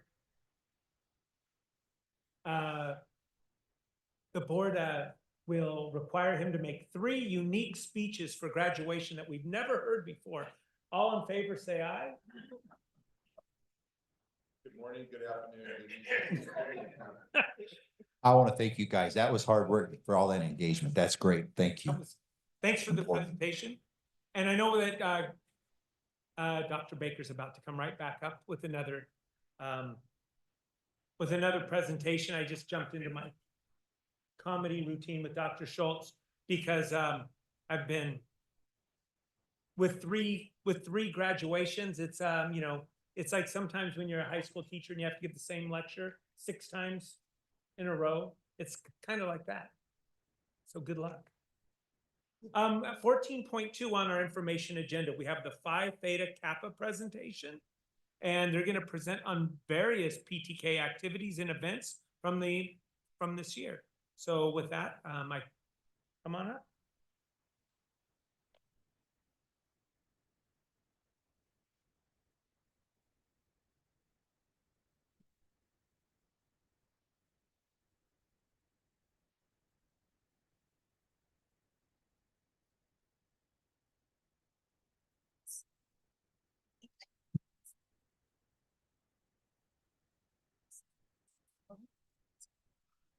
No, there's people online that need to hear your beautiful voice. I have to press it when I talk. Do I press this when I talk? I'm sorry, this is my first time. My name is Cristina Milanes Fernandez, and I'm the PTK Vice President for Menifee Campus. I'm also the Executive Enhancement Officer for all 3 campuses. Alyssa Ferguson is our Fellowship Officer, and she's going to be our new VP for the San Jacinto campus. Micaela, as you know, is graduating, but she's our Service Officer of Menifee Campus. First up, and pardon me if I put my back to you because I need to see the screen. PTK is an organization that recognizes scholars and develops leaders. It was founded in 1918, but what you probably didn't know is that last year we only had 1,200 chapters. Now we have 1,300 chapters in 11 nations. We have various scholarship opportunities. We have nearly 90 million in opportunities. Catherine Kohlenberg at the top got an award for the Agatha Bates, I believe, Agatha Baxter College scholarship. Victoria Pinto was given a Nota Bene award, and she was published. First time she's ever been published for a story she wrote. And Micaela Gonzalez Bartolo, she also was a poet laureate, and she was published as well. Next. One of the ways that we recognize our PTK members is through an induction ceremony. We invite them to attend with their families and we honor them. We have speakers. And another way that we honor them is also by them being allowed to wear their graduation regalia, which is gold and blue. Another way is that it's notated on their PTK transcripts of all the events that they participate, but also on their college transcripts from MSJC. Right now, currently, we have about 13 PTK officers. A lot of them are crossovers from other clubs, so we get cross-representation. And actually, some of our PTK officers bring their friends from other clubs to participate in their events. About Beta Delta Omega chapter was founded in 1996.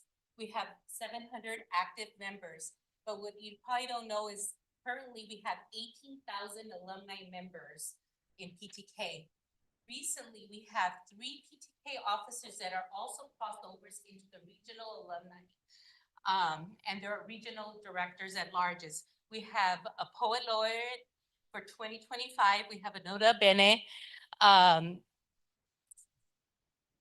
writer that was published. We also have 10 PTK officers and more members that are also in the Alumni Honors Program. We also have a PTK past president that is a vice president for the Regional Alumni Association, and a past service officer who's also social worker that does social work for the PTK Alumni Association.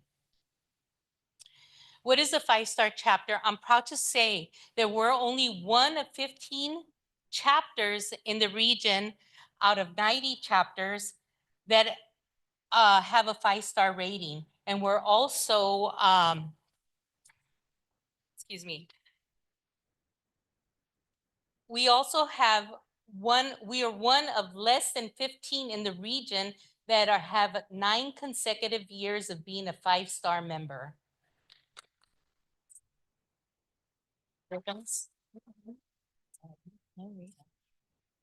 Okay, so servant leadership is a major part of PTK, and working together with Livestream, we've sponsored some blood drives all over the MSJC campuses. A large number of our PTK volunteers and donors come from nursing and science programs at MSJC, as well as alumni members. And last year, 1,100 lives were saved from blood donations. Before she goes on, if you see this picture in the middle, this is how dedicated.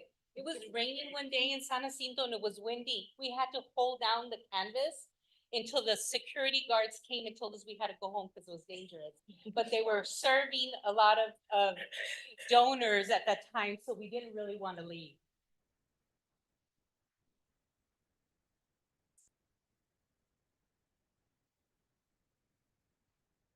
At this spring convention, we were invited to host it. So we dressed up in Marvel.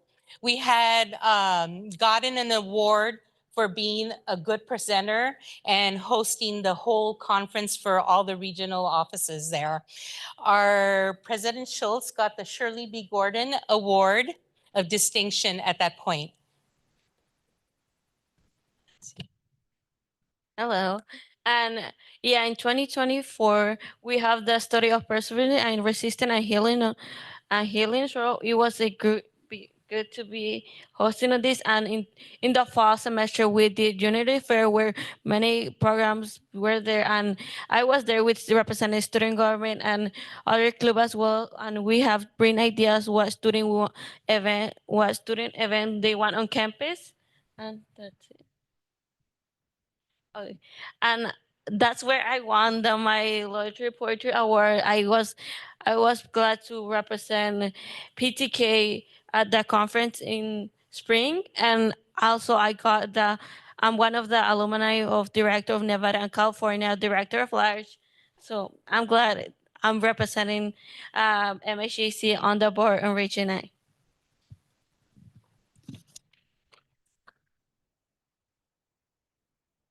This is our spring and fall induction of 2024. Over the years, we had an increase in inductees. This last induction, we had about 40. The one before that, we had over 50 inductees that came and were celebrated with their families. This one is one of our community events that we were invited by the MSJC Foundation to participate in the Coffee and Cars and also in the Hometown Holiday Festival where we collected toys for the needy and for college students' families.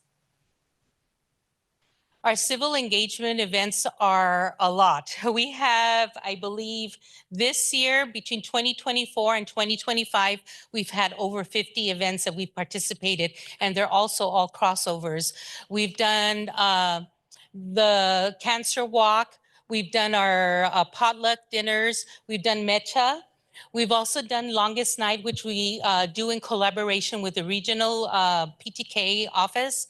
We do it with the Riverside County. We also did the K-12 summit. We do the club rushes as well. This is our spring induction. We had 58 students inducted into the ceremony. We had 2 guest speakers. Our advisors are up at the top, and these are some of the families. A family member that won was so excited. He got a t-shirt, didn't fit him, but he was still excited to win something. We also do PTK Zoom events, meaning that we do Scholarship 201, we do Honors and Boot Camp, new member orientation, we do 8 between 2024 and 2025. Those are always the busiest times for us because we invite members and non-members just to find out about what PTK does. And if they're interested, they can make an informed decision on whether to join or not. We got an award for longest night. It was considered a chapter community award as well. Our most recent awards, we got 7. The Shirley B. Gordon Award, the Spring Convention Chapter Host Recognition Plaque. I brought them, but we have a lot, so I didn't want to carry them, but I brought a few here for you to see if you want to. Our 5-star Chapter Award, 8th and 9th year. And we got an award for community service project for the blood drives as well. And then our 3rd most distinguished Paragon new advisor award went to Professor Acevedos, and Dr. Nick Reeves also got an award as well. We have very high expectations for next year. We plan to apply for 10 community awards and distinguished chapter officer awards, and we hope to be able to get first place in our new honors in action project, which is called Preserving Stories. Each semester we get a different theme to do. We've done the art of play. We've done stories of resilience, persistence, and sorrow. But this time we want to preserve, find out, and show our students how we preserve our students across the board in various diverse cultures. And question and the answers. But before we do that, that's you.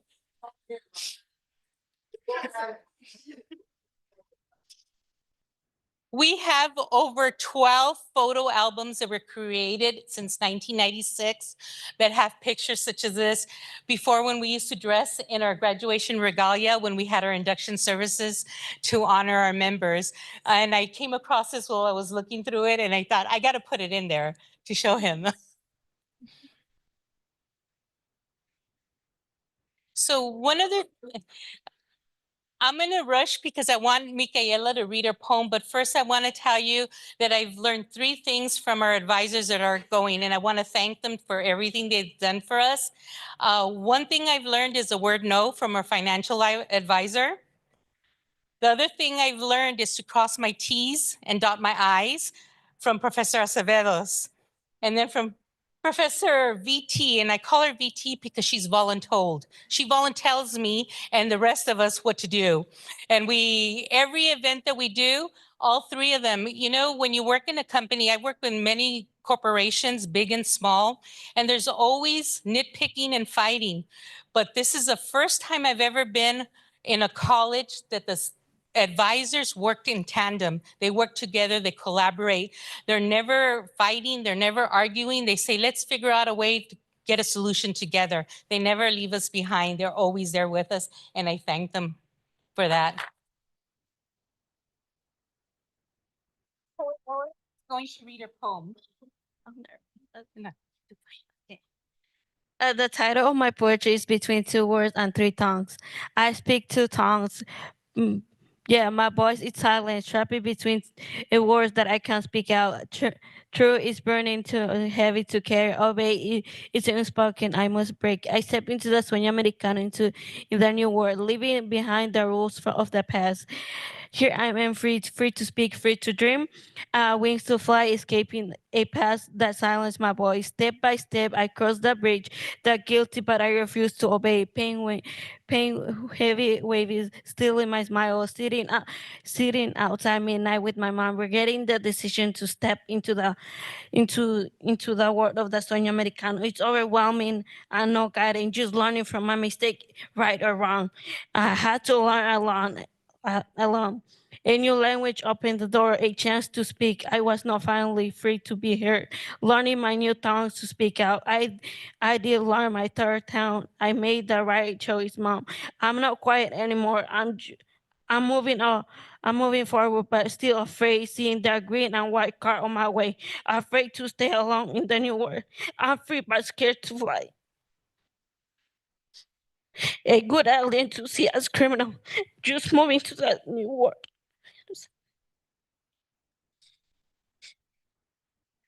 Just moving into that new world to fight to accomplish my dream. The sacrifice of crossing the bridge and being scared to go back into the past. Thank you.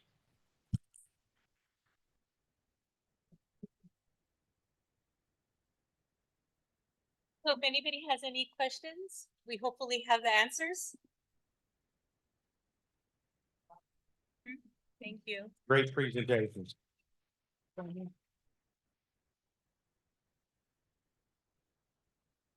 I also want to thank Lily Powers because she's our support service person. Thank you very much for the presentation, and thank you for the courage of that poem. It was beautiful. We'll move to item 14.3, 2025 Carnegie Classification of Institutions of Higher Education. And this will be presented by Andrea Pasolini. Yes. Did I get that right? Because Yes. my internet went down for a moment, so I'm. That's perfect. And you also I say think that's Carnegie, Dr. which is great. Yeah, that's right, Dr. Dr. Pasolini. That's right. Andy, always for my friends. Yes. So good news. And for the sake of time, I'm going to be very, very brief. The Carnegie classifications came out in April 24th. We issue a press release and it's also posted on our website.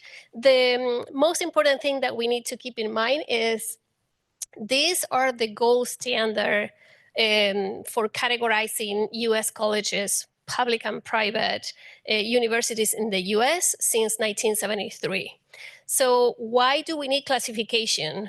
Because our brains work that way. So think, for example, I know we are all hungry, but think about your favorite restaurant menu, how it's organized. So you can choose quickly what you need to take or you want to take. Same with your wines. So this is what helped us to understand what why we need to classify these colleges. So for example, let me go quickly to the next one because I already talked a little bit about that. So this new framework that came out this year changed the model that we had before. Until last year, the framework was institutional center. So it was based on degrees, prestige, higher degrees offered by the colleges and universities. But they changed the model this year, which is something that MSJC has been doing for over 60 years, which is student center. So now classifications are looking into how the institutions are affecting the lives of the students. So based on that classification, we have a little bit of information here. Let me take a look here.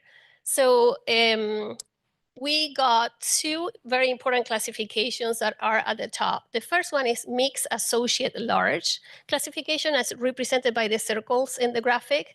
So mixed, because we offer a multidisciplinary pathways and offerings to our students. Associate, because that's our highest degree that we award. And large, because we serve more than 20,000 students. The interesting part gets into higher access and medium earnings, which is the other graphic there representing with all these little spots there. So higher access is represented because we have, let me get the numbers right for you. We have 36% of our students are Pell Grant recipients, and 69% are from underrepresented racial or ethnic groups compared to similar populations in the area.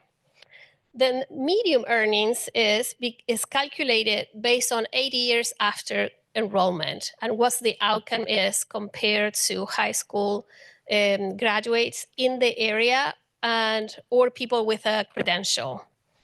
So the interesting part is that out of almost 4,000 institutions that participated in this classification, MSJC is among 40 institutions nationwide that got those two classifications, and 1 in 21 California institutions. So there are some peers there that neighboring colleges in our area. Palomar College is not listed in the area, so I remember that Jeremy asked about that. So yeah. So why is this important? This is affirming our mission, validating the work that we do here at MSJC, and demonstrating the impact that we have with measurable data. And the other important thing for us to remember is this is a third party. There was no voting here. There was not soliciting any information from the college. This is a third party, completely independent study. So with that, any questions? Okay. Thank you. You're welcome. Thank you for your presentation.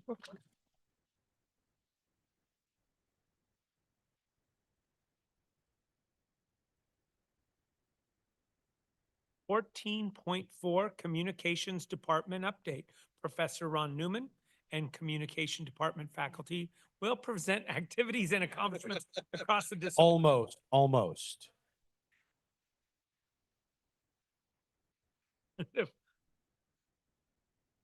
Next. You're next. We went without pictures. Reordered this the time. agenda. Okay, I promised Dr. Brown we would do this in about 5 minutes or less. So here we go. Communication Studies Department does a lot of stuff, but a lot of the stuff that we do doesn't happen on our campus. It happens in other spaces. So the first thing I want to talk about is. Hello? The first. Okay. I was trying not to be too loud because it was a microphone. Time over again. It's okay. I'll Yeah. let Dr. Brown know. Yeah, I'm starting over. Which is something I tell my students never to do. Just keep going.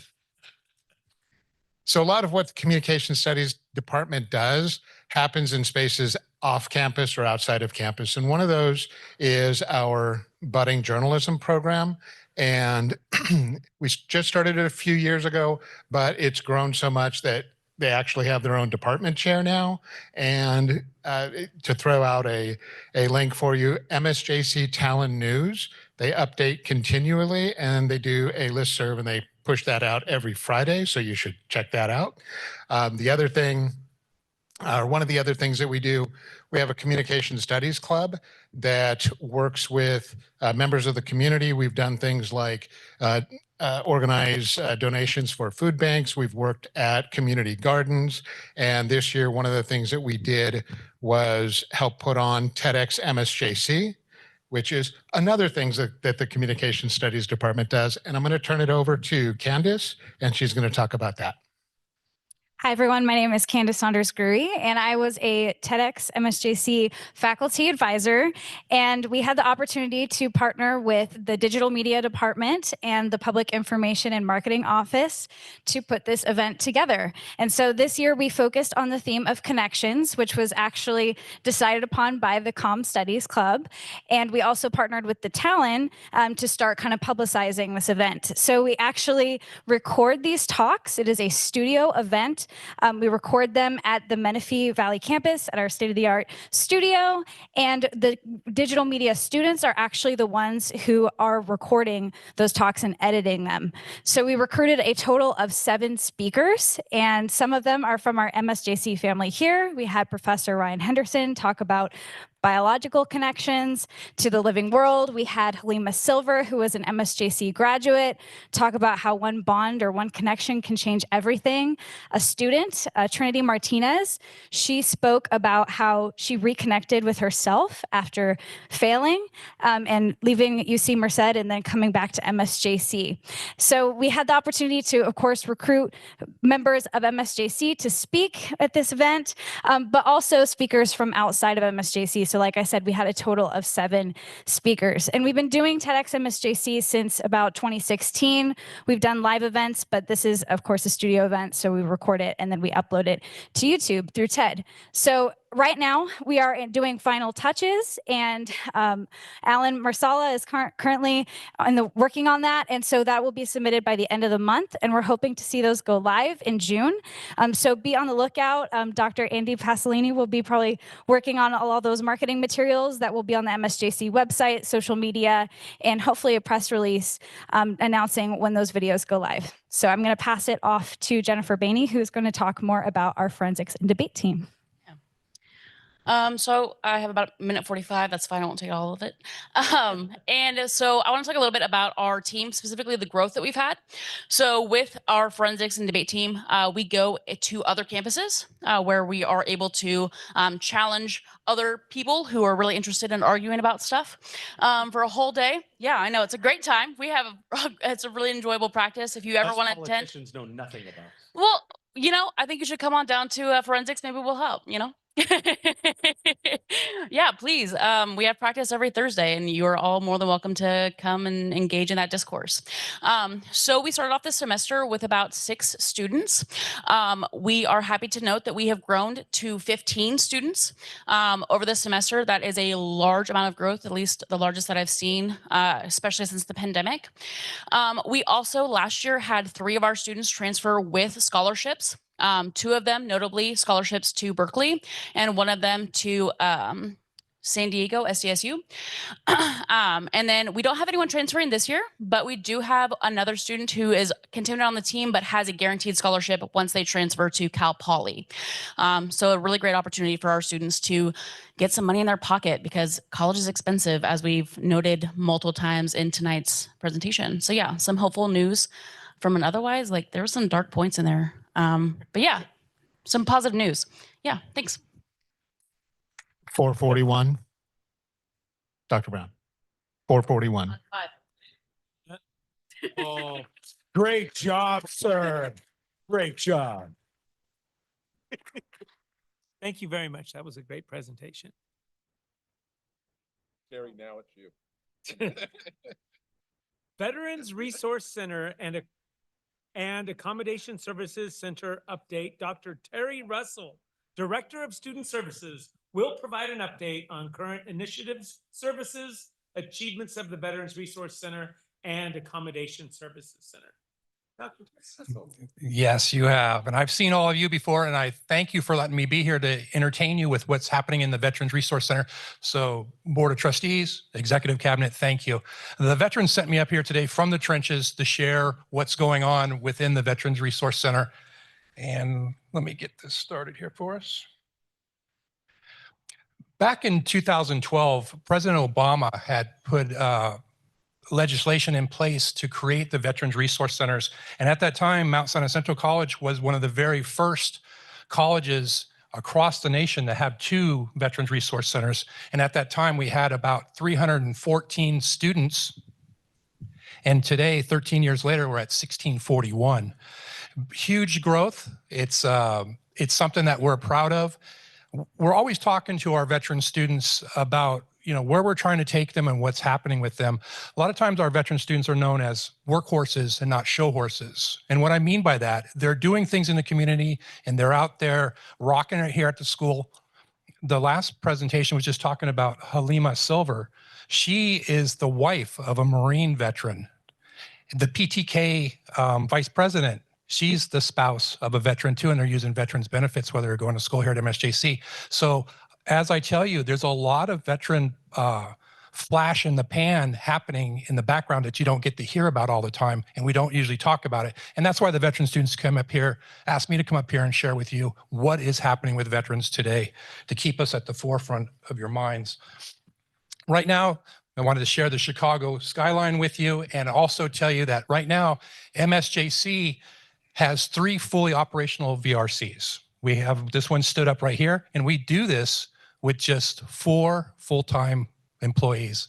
We're the biggest subpopulation, and we're doing this with 4 full-time employees. Unfortunately, I'm losing one of those employees today. Today's their last day. It's Martina Makata.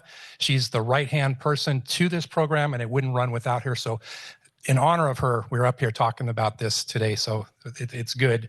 She's going on to bigger and better things. So in rounding this out, I want to talk about our retention rate. Veterans, right now, 90%, almost 91% of them come back over and over again until they complete what they're trying to do here at MSJC. So people are always asking me, Terry, well, if 90% of them are coming back time and time again for 2 years or less, why is the success rate only 77%? Because we stop the students if they're going to Chapman or Stanford or Southern New Hampshire University or something. These universities that are not our CSUs or our UCs, because they don't need the full associate's degree from us. So they're taking the credits that they need and they transfer. So that should be a 1-for-1. It's about 90% success rate, okay?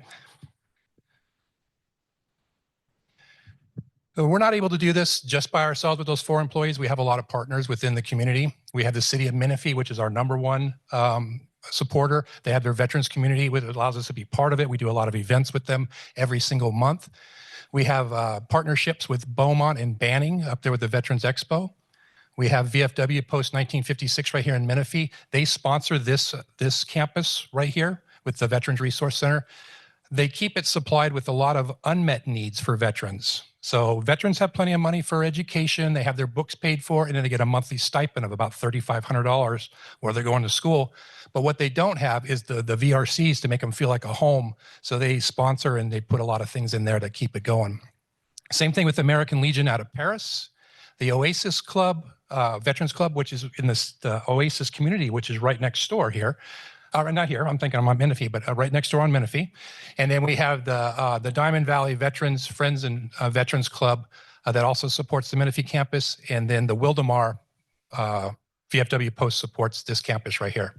So like I said, we need these guys. They help us tremendously to get it done. Right now, the challenges that we have, right now the VA says our counselors should be seeing 325 students to 1 counselor. So we're down about 5 counselors. If that's true. But we're doing it and we're getting it done and we're proud of that and we're going to keep making it happen. School certifying officials, it should be 1 certifying official for every 125 students. So we should have about 13 of those and we have 2, but we're doing it and they're able to get it done. And I'm proud of them for that.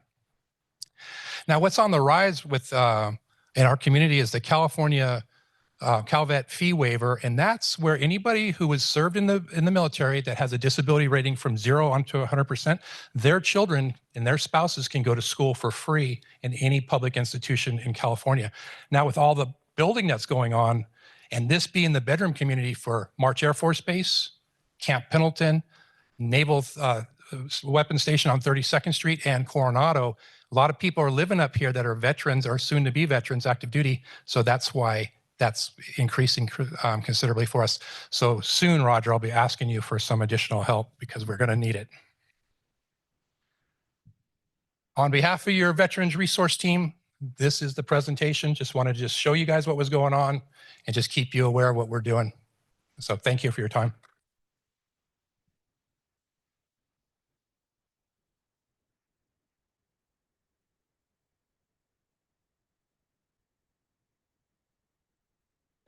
And Joyce's parting shot as she is retiring. I just want to remind everybody at the accreditation exit, we expect next month to receive formal commendation for the veterans programs that Terry runs, and just a stellar program that goes above and beyond the norms that accreditation cites. So great job to you and your mighty little team. We've reached that time of the evening. 15.1 adjournment. Do I have a motion to adjourn?